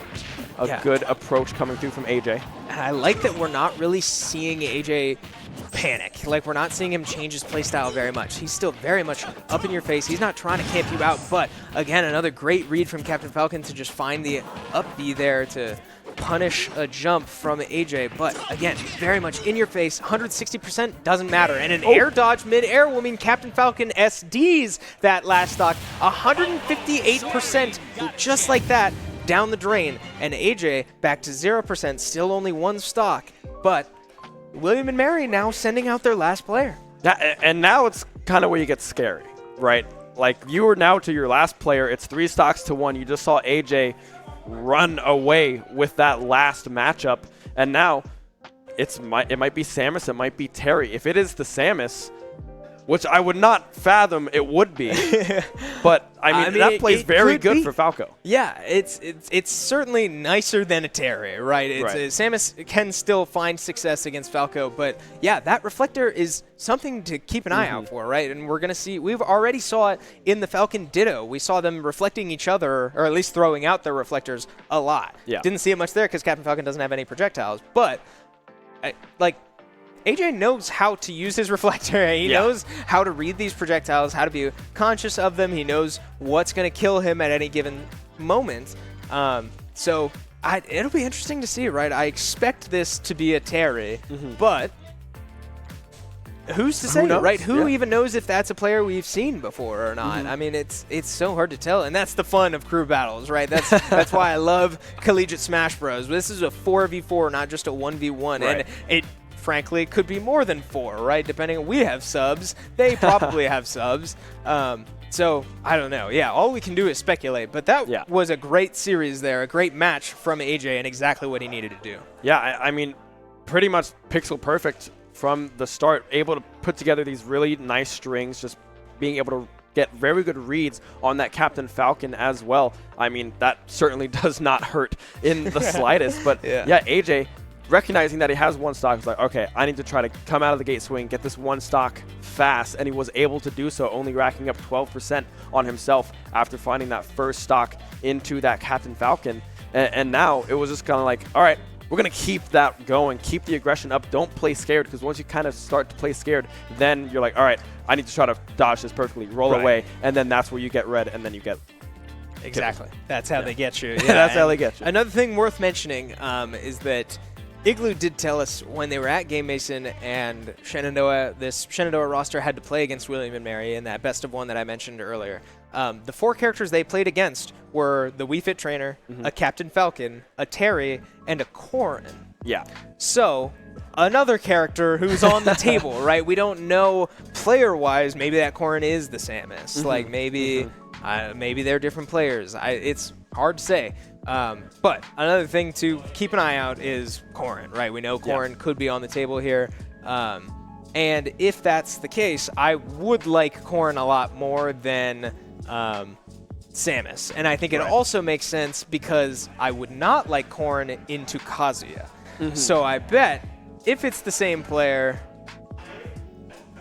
that, they would switch off Corrin for Samus because they had to go against Kazuya last game, if that makes sense. Yeah. But none of it matters, as the last character we have will be the Terry. So, what does that tell us? Not much about the roster, but sure enough, Terry is the answer. This Terry needs to find just one stock against AJ, or else Shenandoah walks away with the whole series 2-0. Yeah, I mean, 3-1. Terry is the answer. Both players ready, going at it already. And already AJ able to put together a pretty nice string of a few aerials here and there. And Terry already off of the map. Now playing his edge guard is AJ, able to find these strings. Really not even touched just yet so far. This Terry unable to get close. Yeah, this has been a very overwhelming start from AJ. He's been all over this ledge, and Terry really has not had an opportunity to set up in any way. I mean, that's like the 3rd time in a row I've seen him air dodge basically max range just to get to the ledge. But something to keep in mind about Terry is this go meter, right? He now has 2 unique moves that could be very disastrous for AJ, as now Terry does find a grab, unable to string that one together, but I mean, here comes the Terry damage, right? If AJ isn't quite able to put this away quickly, this could be very bad. Yeah, the go meter in full effect right now. Built up to 64%. That is one of those unique moves. He was just at 64, now he's at 99. Terry now just doing a whole lot of damage. AJ unable to get close thus far. A good air dodge coming through from the Terry. Finally able to put that stock away is AJ. Yeah, so finally the Power Geyser and the Buster Wolf are gone, right, off the table for this Terry, but at 130% he doesn't need them, as it will be a rising tackle to put it away. Terry is able to find the one stock he needs, but a great effort from AJ to claw that all the way back to only a 2 stock difference. That's promising signs for Shenandoah, but nonetheless, an even series here and a great showing from William and Mary. Yeah, I mean, we're all tied up, just like you said, 1-1. We saw that Captain Falcon, a little twist there in the action from William and Mary, and then AJ bringing up the rear for SU, and frankly, looking very, very good, able to take 4 stocks towards the end there with 1 remaining. I mean, that's some nice stuff. That's good. Absolutely, yeah, and you know, it'll be interesting to see any adjustments that the team makes. Right, it's going to be hard to change much at this point. Right, both teams have a pretty good grasp of what the other team is thinking. But as we prepare to get into our 3rd series here, I believe we are going to take a quick break to sort of unwind. Right, we've all been here for a couple hours now covering a lot of esports action. So we are going to take a quick break. We encourage you to take a quick break, but don't leave. We will be right back with game number 3 of this Smash Bros. Series.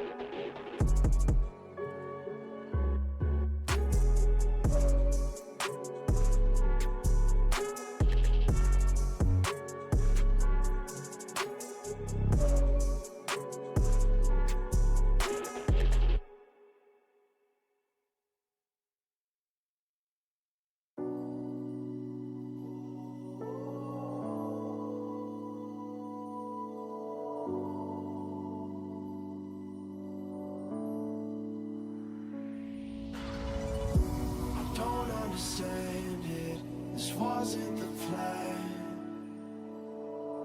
Don't wanna demand it, I've done what I can.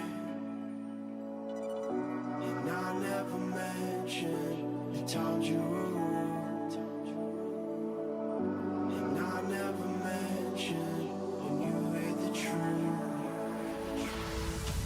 Scared to lose it all, I will stand a chance, and I don't wanna fake it. What if I can't walk away? You got me saying away, hoping I don't make the same mistake.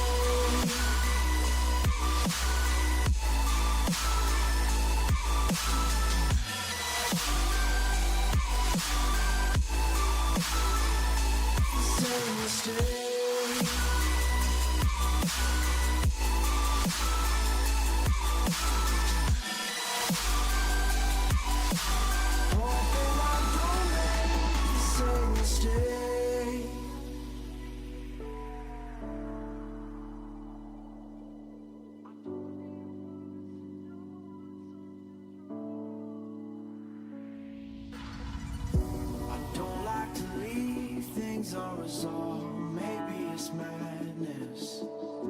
I'm begging you, please pick up the call. You're causing me damage. I should've known, wasn't your fault. Don't even matter. I wasn't thinking clear, trying to take it there.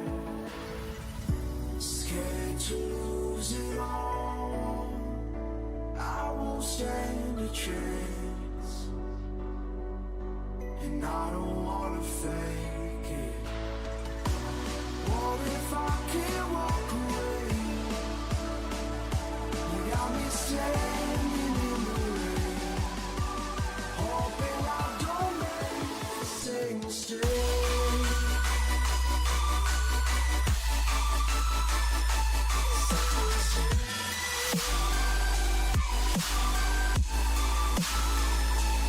Same mistake.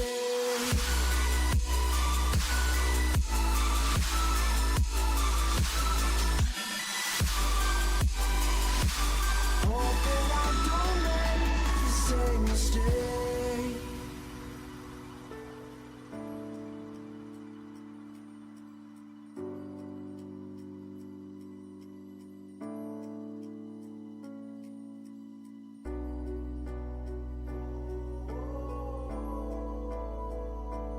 I'm just standing in the rain, hoping I don't make the same mistake.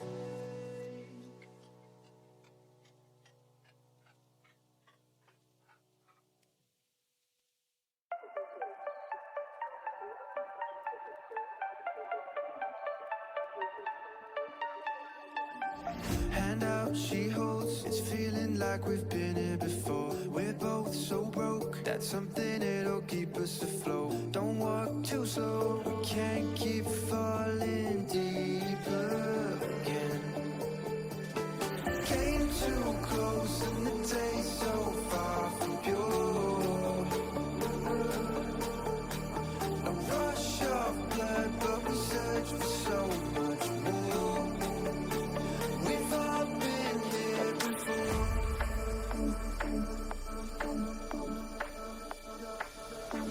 We've all been here before.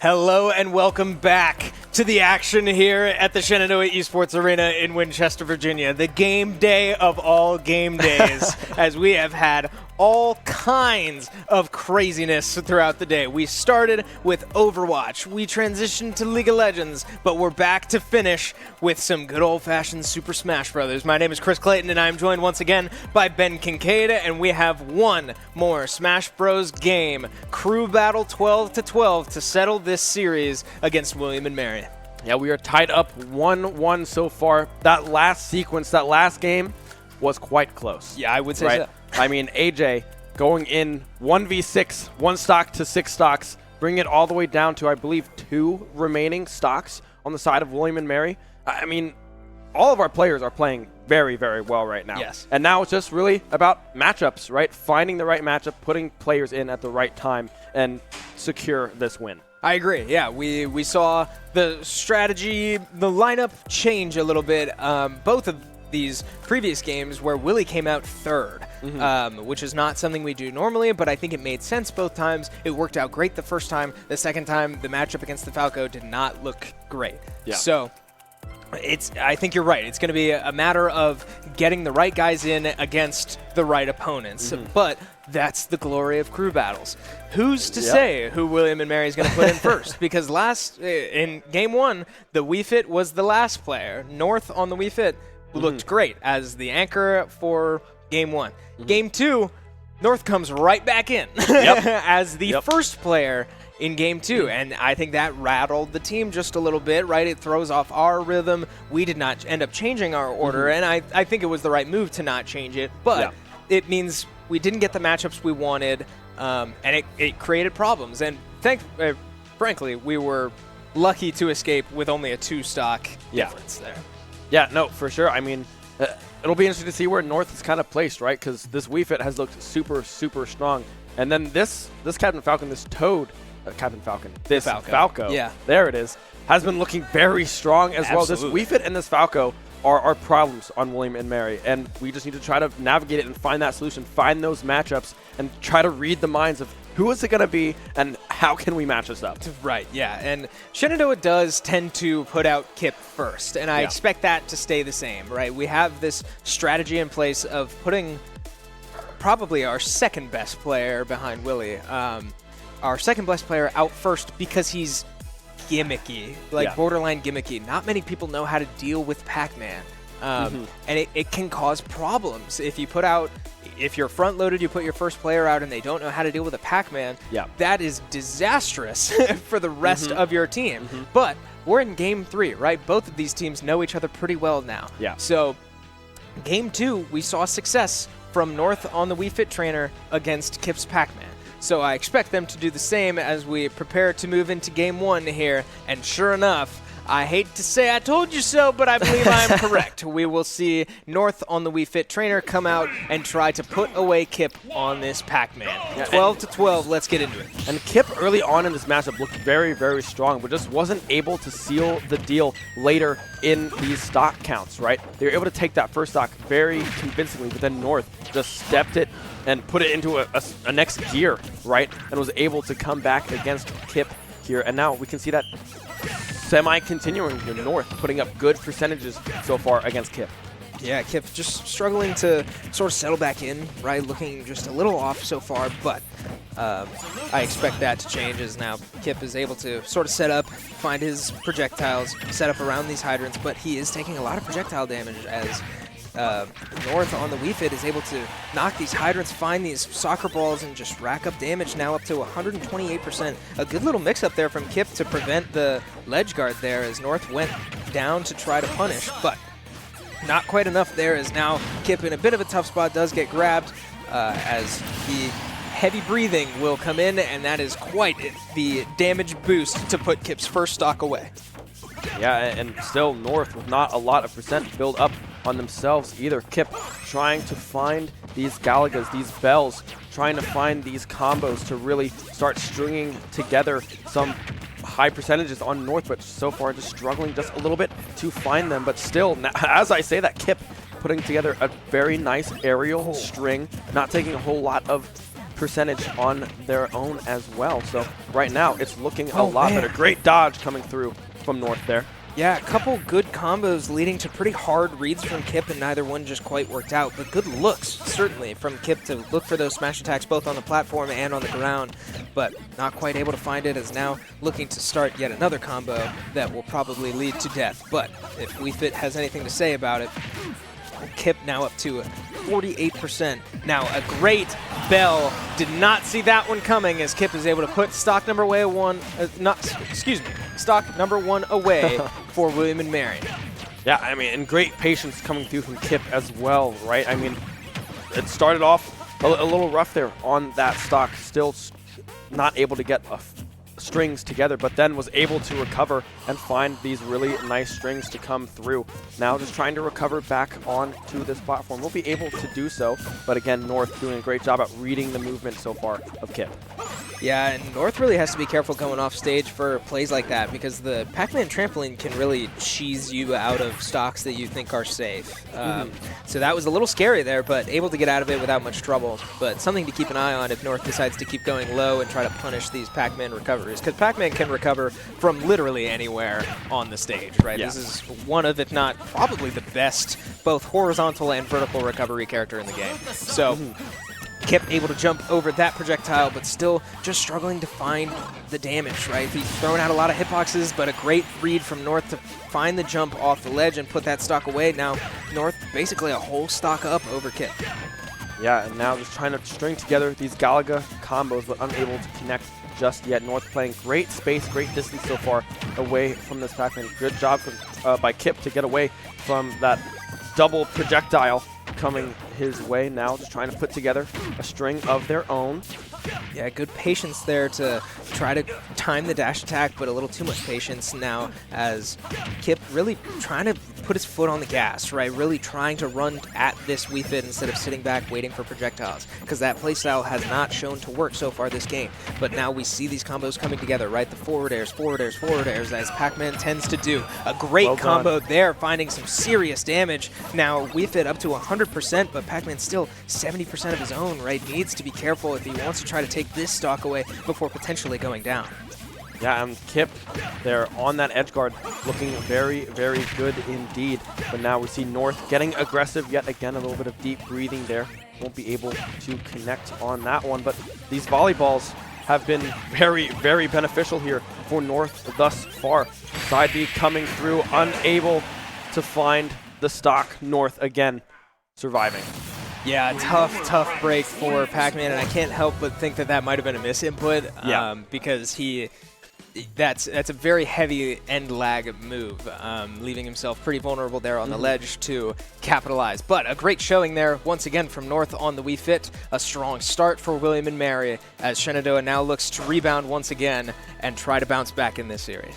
Yeah, and it's looking positive, right? This is kind of what we had happen in that second game, right? But now we kind of get to see what we want to do. If we want to lead now with AJ here and save Igloo for later on with Willie in that anchor position again, or if we want to kind of front load this and see if we can just get through these members and then save maybe AJ and Igloo towards the end. Maybe it's Willie now. Right, yeah, this is uncomfortable if you're Shenandoah because you are faced with a decision.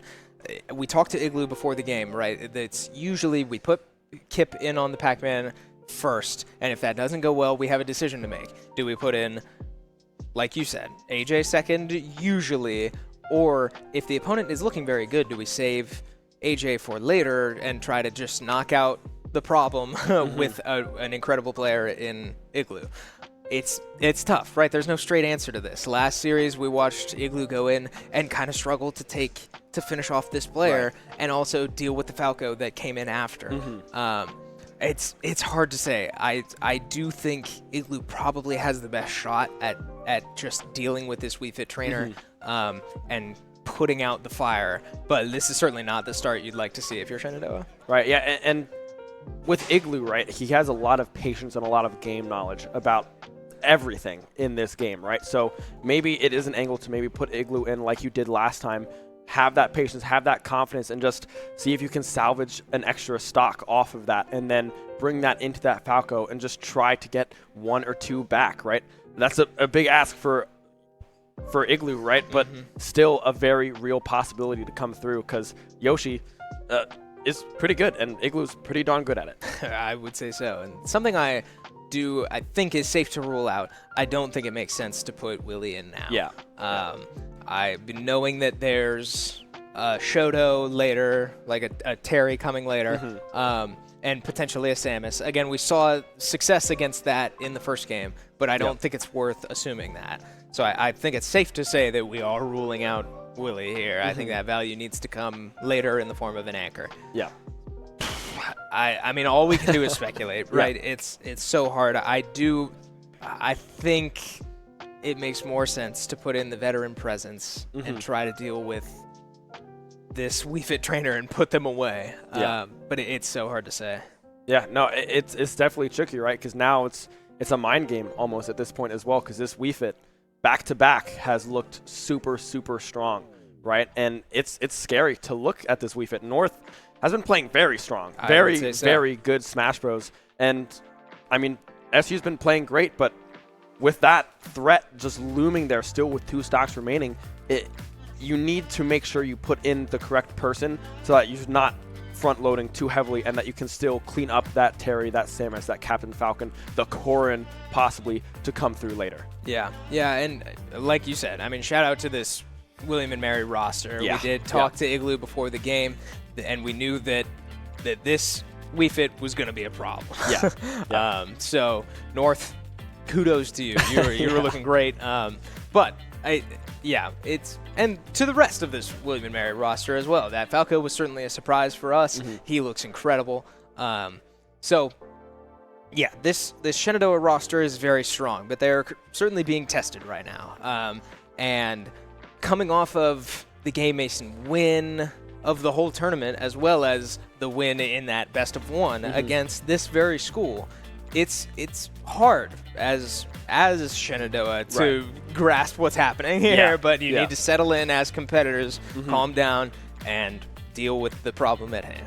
Yeah, no, definitely just stay positive, right? It's just the first 3 stocks. You know, you have 9 left, right? There is still a lot of Smash Bros to be played. Absolutely. And a lot of capable members of this team remaining. Very, very strong roster through and through.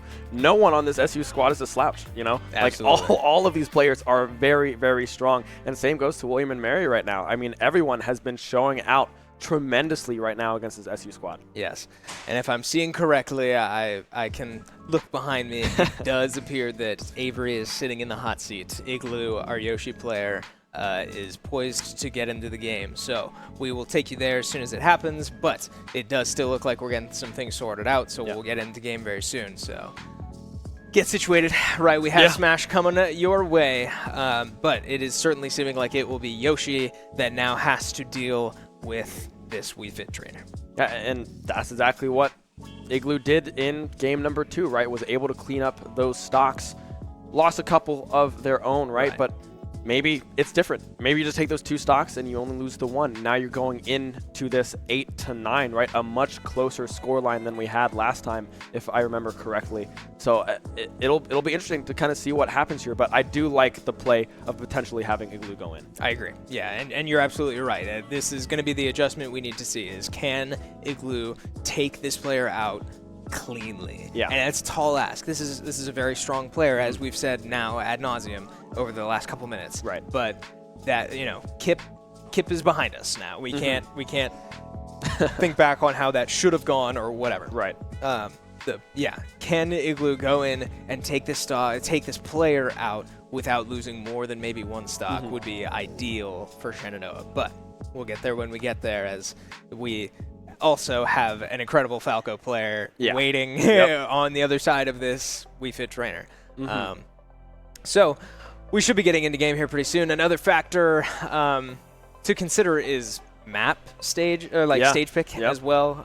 Avery will have counter pick here, and I'm not confident enough to say I can really predict what he's going to pick, but I expect, stages that Yoshi thrives on would be more, I guess, smaller stages, as we do see small battlefield is the pick for Igloo, as now he is tasked with taking out North, the Wii Fit trainer. 9-11 in favor of William and Mary as we get into game number 2. Well, match number 2 of game number 3 here. Yeah, I mean, Igloo already trying to get on the aggressive here. Wii Fit doing a great job. North playing at this range. A nice parry coming through from Igloo as well there. And now possibly an aerial juggle will miss on the back air just slightly, but no threat. North unable to capitalize on that one. Yeah, I'm liking what I'm seeing from Avery so far, or from Igloo, excuse me. Strong, aggressive play, looking for those forward airs, right? The spikes, he went for like 2 of those in a row. That's aggressive play, but I like that. You do kind of need to approach this game like that. But aggressive, not reckless, right? It's Wii Fit can absolutely take advantage of you just running into him mindlessly. So we do see Wii Fit able to get a strong grab there. Igloo struggling to just land right now, as able to shield that one back onto the stage, and we'll see if Igloo is able to take advantage of this. But 93% on the Wii Fit, 150 onto Yoshi, but still clinging to the stock for now. But not for long, as an up tilt would do the job. And Wii Fit, again, finding these high damage, crazy kills so far.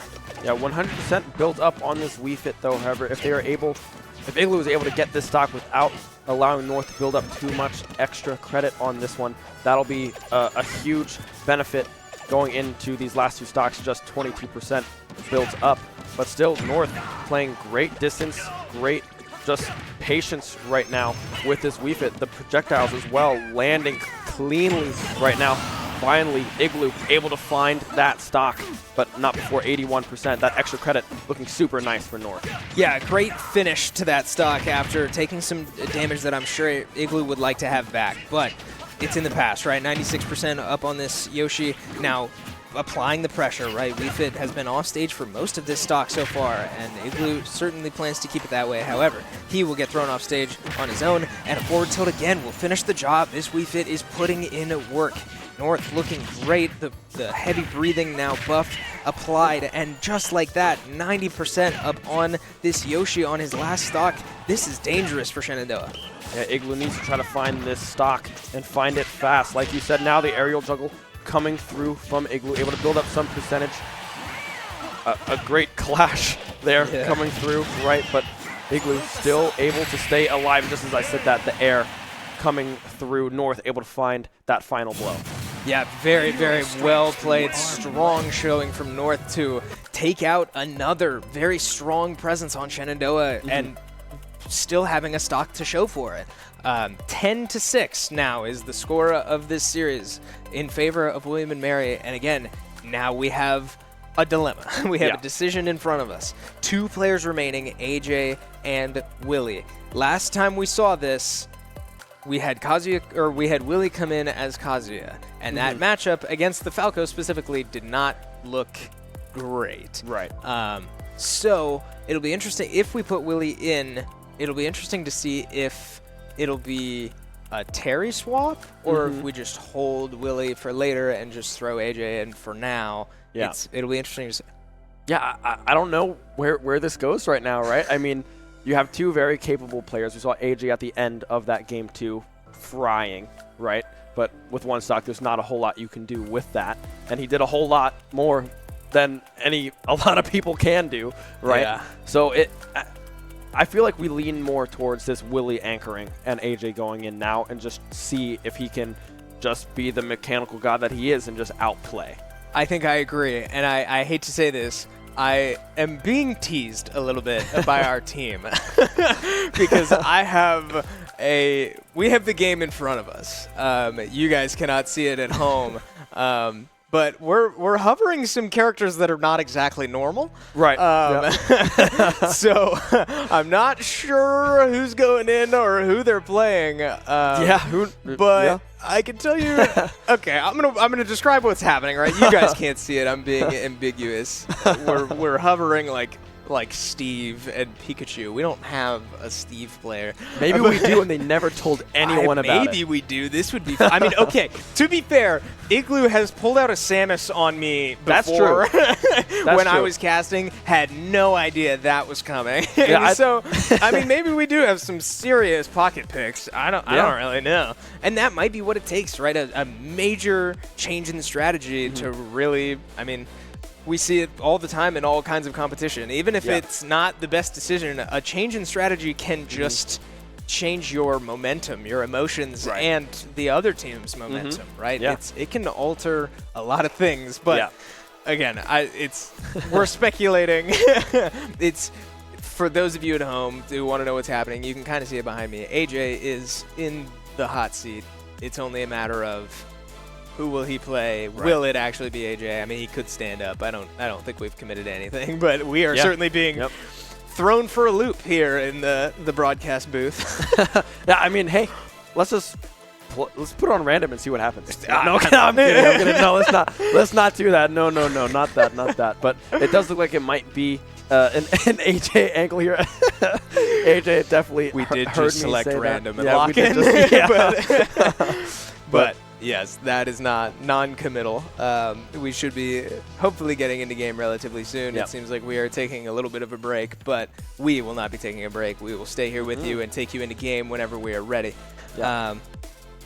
I don't know. I mean, this is hard for Shenandoah. This is a situation that they haven't been in at least in a long time, and this is only, I believe, this is week 1 of NECC competition for them as well. They've been competing in NACE and succeeding comfortably in NACE, right? We mentioned the 16-6 performance from Kip just a week or two ago. I don't remember now. We see them coming out of Game Mason with a win. Excuse me. Like, this team has found a lot of success so far in the season, and this truly does seem to be the first time that they are being tested. But that's it's going to be a measure of this team's character, right? We see this is not a young team. These guys have been around for a while. They've competed together for a while. So they've been through it before, albeit it's been a while. They find a lot of success. It's rare that they find themselves in these situations, but they have been through it before. Yeah, and like being in these close games is like, this is really what brings teams together, you know? Yeah. Tugging on the heartstrings a little bit, you know? Like, we went through the rough of it together, right? Yeah. And we came out of it. And you came out of it. Win or lose, it does do a lot to bring a team together, right? Because you see support from players and be like, hey, good try. You're totally fine. You did everything right. And it's just, like, sometimes there's just better players around, you know? Yeah, but I mean, you can't win them all. Like, the truth is, you will eventually lose games. But, yeah, I mean, it's you certainly want to hope for the best at all times, right? You want to have that positive mental, and we saw it at Game Mason, right? They needed 8 stocks. Yeah. I'm sure they felt all the same emotions they're feeling right now in that moment, and they walked out with a title. They walked out with a belt, a literal belt. Like a WWE championship level belt, and it was very cool. So it can absolutely happen, but it's a tall ask. So I think we are still waiting to figure out what's going on here. We should hopefully be getting into games soon, or maybe we'll take a break here. I'm not confident in what's going on here, and I have seen our captain walking around a little bit, probably talking to our competition coordinator here, so I'm sure they're in communication with the other team. But I do think we are going to take a quick break to figure out as we take a breather, right? Regain, figure out a strategy for the Smash team to try to regroup. So don't go anywhere. We will be back with the rest of this series very soon.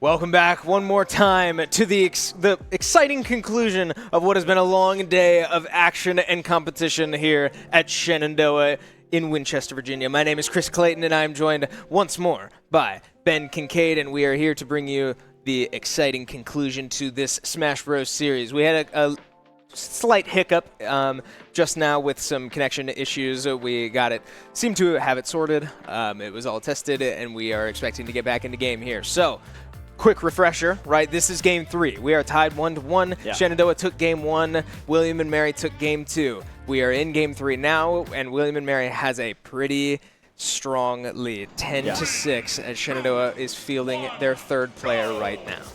Yeah, it's going to be AJ in for SU.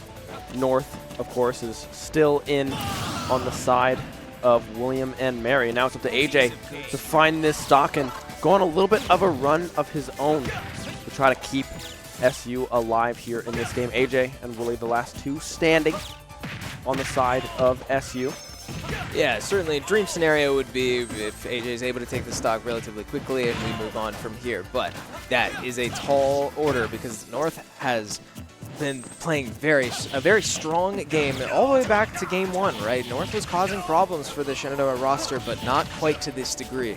But nonetheless, right, AJ is able to put some pretty solid combos together, rack up a good 83% now, as unable to capitalize on that off-stage exchange, but still, percentage favor for Shenandoah as AJ is still just looking to put this one pesky little stock away and move on to bigger and better things, hopefully. AJ rolling in now, trying to play distance here from this Wii Fit, trying to find that up tilt, but unable to do so just yet. The reflect coming through as well. Side B into a potential aerial combo, won't be able to connect on it just yet. Now playing off the stage, but the recovery coming through. Again, another side B connecting with a side tilt yet again. AJ just trying to edge guard to perfection. Another reflect coming through, not letting himself get hit by that volleyball. And the what was that? Deep breathing? What was that? It looked like a neutral B there out of the Wii Fit to put that stock away. And again, AJ just unable to really put this stock in the dirt, right? 130%, a couple opportunities to go off stage and finish the job, but just barely not able to. And now North, I mean, extra credit is an understatement, right? We're finding many stocks as AJ, again, looking for an opportunity to just get in and put this away. More projectiles, finally one reflected back at the Wii Fit, launched off stage, 150%. AJ not quite able to find that down air, but the return from Wii Fit means this Wii Fit is back on stage, breathing heavily once again, and we'll find another kill onto AJ. Shenandoah now down to 4 stocks before this Wii Fit can get off the screen. Yeah, I mean, North again continues to just run through SU. I mean, North, another grab now, playing off of this edge. The volleyball as well will connect. AJ able to recover, needs to try to find this lock. 151% built up onto this Wii Fit. 110 onto AJ as well. Needs to try to find the connection. We'll be able to find that aerial. Now possibly playing off the map here. We'll be able to find that side air, and we'll be able to clean up North, but not after losing 2 stocks of his own. Yeah, Falco with a very strong back air. One of his rare kill moves, as we talked about earlier in this series, something Falco kind of struggles with can be finishing stocks, and I think that was a great example of it. Going all the way up to 150% and stalling that out, taking 2 stocks from North, but finally, the Wii Fit is off the table. Now, we know that there's another Falco in reserve. We saw this mirror matchup in Game 2. We also know that there's a Captain Falcon, a Samus, a Terry, a Corrin somewhere in there, right? There's a lot of options for William and Mary, and that's the beauty of being up in a series like this. Yeah, no, I mean, there's a lot of options that they have to send in to this one-stock AJ right on this Falco. And I don't know really what the better matchup is here. Maybe you do just put in a very strong player to just kind of try to clean up this stock and then try to go into Willie, our last player, and just try to end it through that. But Willie and AJ are still holding strong, right? AJ struggled a little bit there against that Wii Fit, but that, I mean, North was just playing that really, really well. Right, and we've seen, even in game 2, it wasn't quite enough, but we saw AJ go on a tear to close out game 2 with a 3-stock included in there. So you have to keep that in mind if you're William and Mary, right? This player has 3-stocked someone on your team already today. Probably don't want to send that player out, and I believe that was the Captain Falcon in game 2. So I don't expect to see a Captain Falcon. I do expect to probably see that Falco come back, right? It worked for them in game 2. They're in an even better situation here in game 3. But as we move into the next matchup, we will see. I have been proven wrong today, and it will happen once again. Terry is the answer for William and Mary. Yeah, Terry coming in. I mean, I like it. I mean, I like the matchup, right? I understand what they're thinking here, but I mean, I don't know. AJ will just have to put together some nice strings and see if he can take a stock or 2 off of this Terry, which is very, very possible for AJ. Yeah, and I do wonder if this is also partially a decision looking to the future, right? We did see all the way back in game 1, it was Shenandoah that opted to put Willie in against this Terry, and Willie won that relatively soundly, but I do think he lost a stock in that match. So maybe if you're William and Mary, you're thinking, hey, I want another shot at Willie, and I think I have the best shot at it, and you're just kind of looking past this 1 stock. But that can absolutely be dangerous because, again, we've seen AJ 3-stock already today. So we'll see if he's able to pull some magic out of his hat, but up to 72% so far is not where you want to be, and sure enough, 2 down tilts into a classic kill move from Terry. We'll put that away, and now 9 stocks remain for Willie to finish the job. Yeah, and Willie, took 8 last week at Game Mason? Yes, he did. So just 1 more, right? 1 extra number. Let's see what he can do, right? But yeah, I mean, again, that Terry played that very, very cleanly. Played range, didn't get caught up too much in the strings that AJ was trying to throw out with those combos, and was just able to play distance and really just kind of play time in that instance and just wait for his moment to strike. Yeah, it's just well done all around from, again, William and Mary absolutely showing out right now. They look very, very strong as a roster, right? This is, excuse me, they're finding success from all different corners of their roster, right? We keep singling out certain players that are doing well in the moment, but then another player pops up and absolutely performs. So they are looking great, but there is certainly 1 hurdle remaining, and it is Willie. And now the question becomes, who does Willie play? I mean, last time we saw this matchup, we saw Willie go against this player. He did pick Kazuya. And I believe that was a 3-stock to 3-stock situation. It's not even like he was thinking at least too far past the player in front of him, at least I hope. So, I don't know. I would expect Kazuya to come back out, but at the same time, we also saw the Kazuya not work out too well in Game 2. And that does make you wonder, is that enough to make you switch to Terry, knowing that the Falco that knocked out the Kazuya in Game 2 is still there? Yeah, I mean, it could definitely be an angle to just kind of try to play this more ranged, patient game that Terry does have, and then Kazuya just kind of put him on the back burner for now, right? Because we know that Willie's very confident on both of these characters. Thinks of himself as more of a Terry than a Kazuya, said it himself. So we'll just have to see if we go into this mirror matchup or not.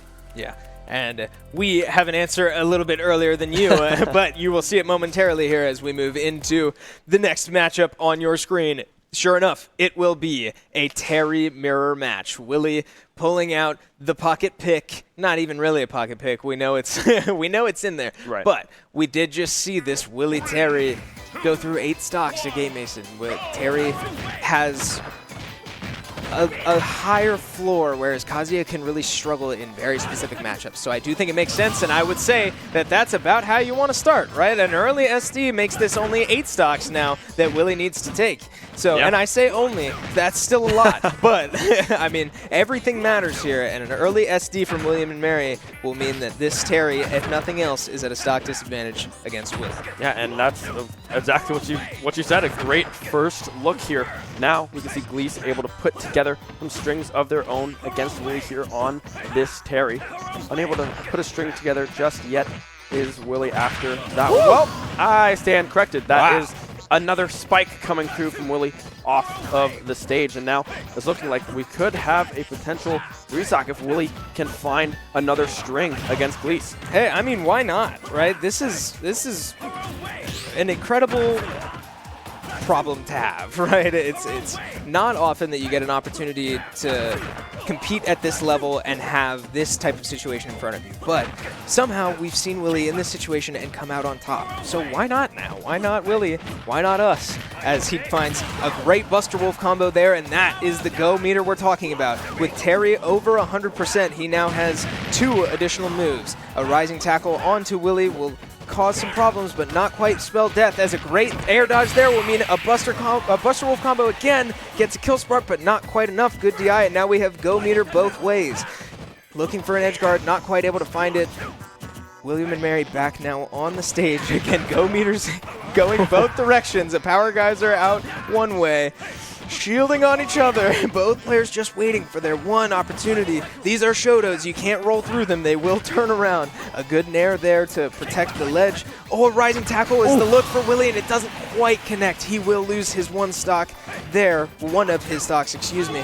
But looking to put this one away and move on. Sure enough, jab, jab, power dunk is as true as it gets in Smash Bros. Yeah. And Willie will take those 3 stocks relatively smoothly.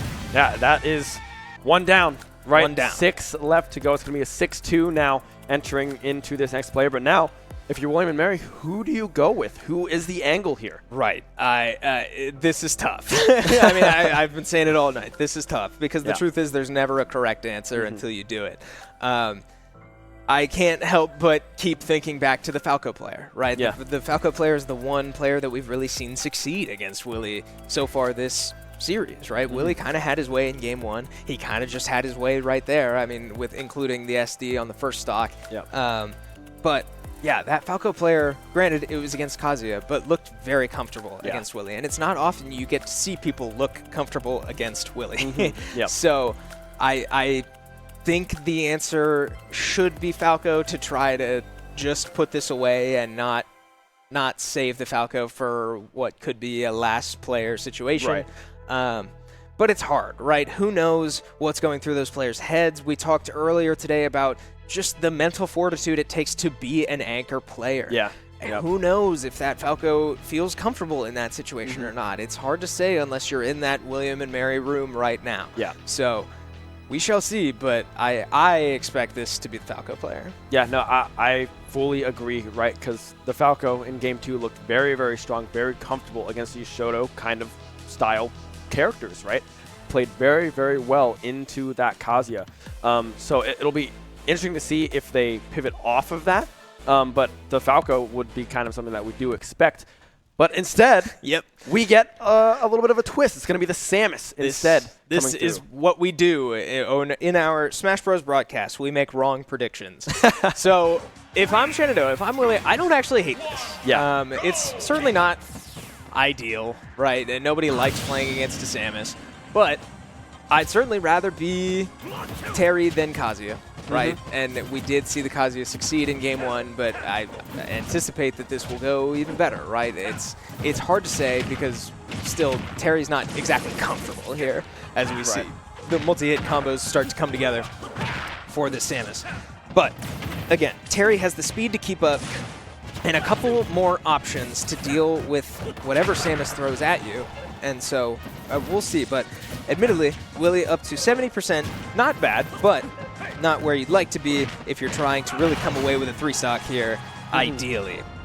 Yeah, no, for sure. And you can already see Willie trying to find this edge guard, trying to roll through a lot of these aerial combos that this Samus is trying to pull off so far. Built up to 97% on the Samus. That side air coming through as well. The go button is up and available for Willie. Now he's going to be doing a whole lot of damage if he can stay alive with this stock, which it looks like he will be able to just for the time being right now. Yeah, this has been pretty smart from the Samus so far. Just racking up damage, not even necessarily fishing for like kill moves just yet, because you know there's only 2 stocks on the board for Shenandoah, right? If you can get any amount of damage, it's going to matter. And all the way we see Willie getting up to 200% there before dying. But A jab, jab, power dunk won't quite do the job. Now Samus up to 125% with 3 stocks remaining. But again, we're probably going to see a revert back to this just rack up damage playstyle. A lot of these down Bs mines from Samus to just rack up damage, right? He's only got 1 stock left, and any damage now done to Willie counts. A great power dunk mid-air will send Samus off the top, and a good play there from Willie to get on the board. Yeah, Willie now just trying to put together another string here, possibly a spike close to the edge to try to get rid of this second stock that the Samus does hold on to thus far. But right now it's close. I mean, Willie is down to his final stock, and the Samus still has 2 remaining. Almost only had 1 remaining, but is able to stay alive for the time being. Yeah, a rare grab out of Terry, but a smart option against the shielding Samus. That should be a kill, and it is. Terry now only at 60%, right? This isn't too bad if you're Willie, but what I'm noticing too is, and something I forgot to mention earlier, Kazuya does have ways to, excuse me, wow. Terry will go down, and that will do it for Shenandoah. William and Mary will take the series, take game 2 and 3. Samus finishes the job, and it will be a win for William and Mary. Yeah, and looked extremely close towards the end there, right? Willie trying to recover back onto that stage, and then Samus just charging up that side smash. Perfectly timed, right? Able to find that angle. Great play coming out there from that William and Mary member, but yeah, I mean, a great showing from both sides. Yeah, absolutely. And we saw so many highs, so many lows both ways. You know, we saw game 1 go pretty, I won't say commandingly, but Shenandoah looked so strong in game 1. And then game 2, William and Mary storms back, right? The final score of that was 2 stocks remaining. That's very deceptive, right? AJ had to go on quite a run toward the end of that to make that happen. And then game 3, North on the Wii Fit trainer just taking control, putting it on his back and making the team look great. And that's what we do, right? This is a team game. Every single player's contribution matters, and I think we saw that both ways today. Yeah, no, for sure. I mean, every player on William and Mary showed up. They played very well. That Falco doing a whole lot of work in game 2, and then this Wii Fit game 2 and game 3 stepped up tremendously in that starting spot for William and Mary. And then on the side of SU, I mean, we saw AJ stepping up huge. Willie in game 1 taking multiple stocks off of William and Mary. So everyone really played quite well. I would say so. Yeah, and we had a lot of fun watching it. We hope you did too. We did a lot of stuff today. If you were here for the whole time, in case you weren't, we did cover 3 different games today. We started with our Overwatch team, unfortunately taking a loss to Blinn's JV roster, but then we had League of Legends in there playing Queen's University, and we just finished with what you saw, our Smash roster against William and Mary. We had a lot of fun doing it, and we hope you had fun watching it. If you did, be sure to drop us a follow, because we're going to try to do this every Tuesday, right? We do have these games going on every Tuesday. So if you enjoyed it, be sure to drop us a follow on not only wherever you're watching this now, but all of our socials. We have Twitch, YouTube, we're on X, we're on Instagram, we're on everything. So come find us and stick with us. We had a lot of fun. Hope you did too. Thank you so much for watching. My name is Chris Clayton. For Ben Kincaid, for Igloo and Molly on the pregame interview, thank you so much for watching, and we will see you next time.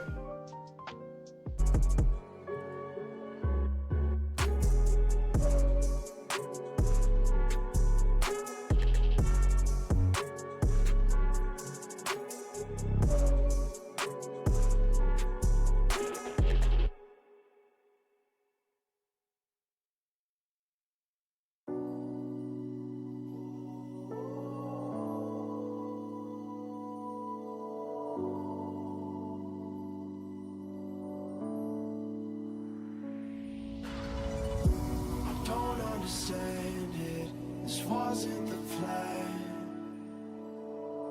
Don't wanna demand it, I've done what I can. And I never mentioned the times you were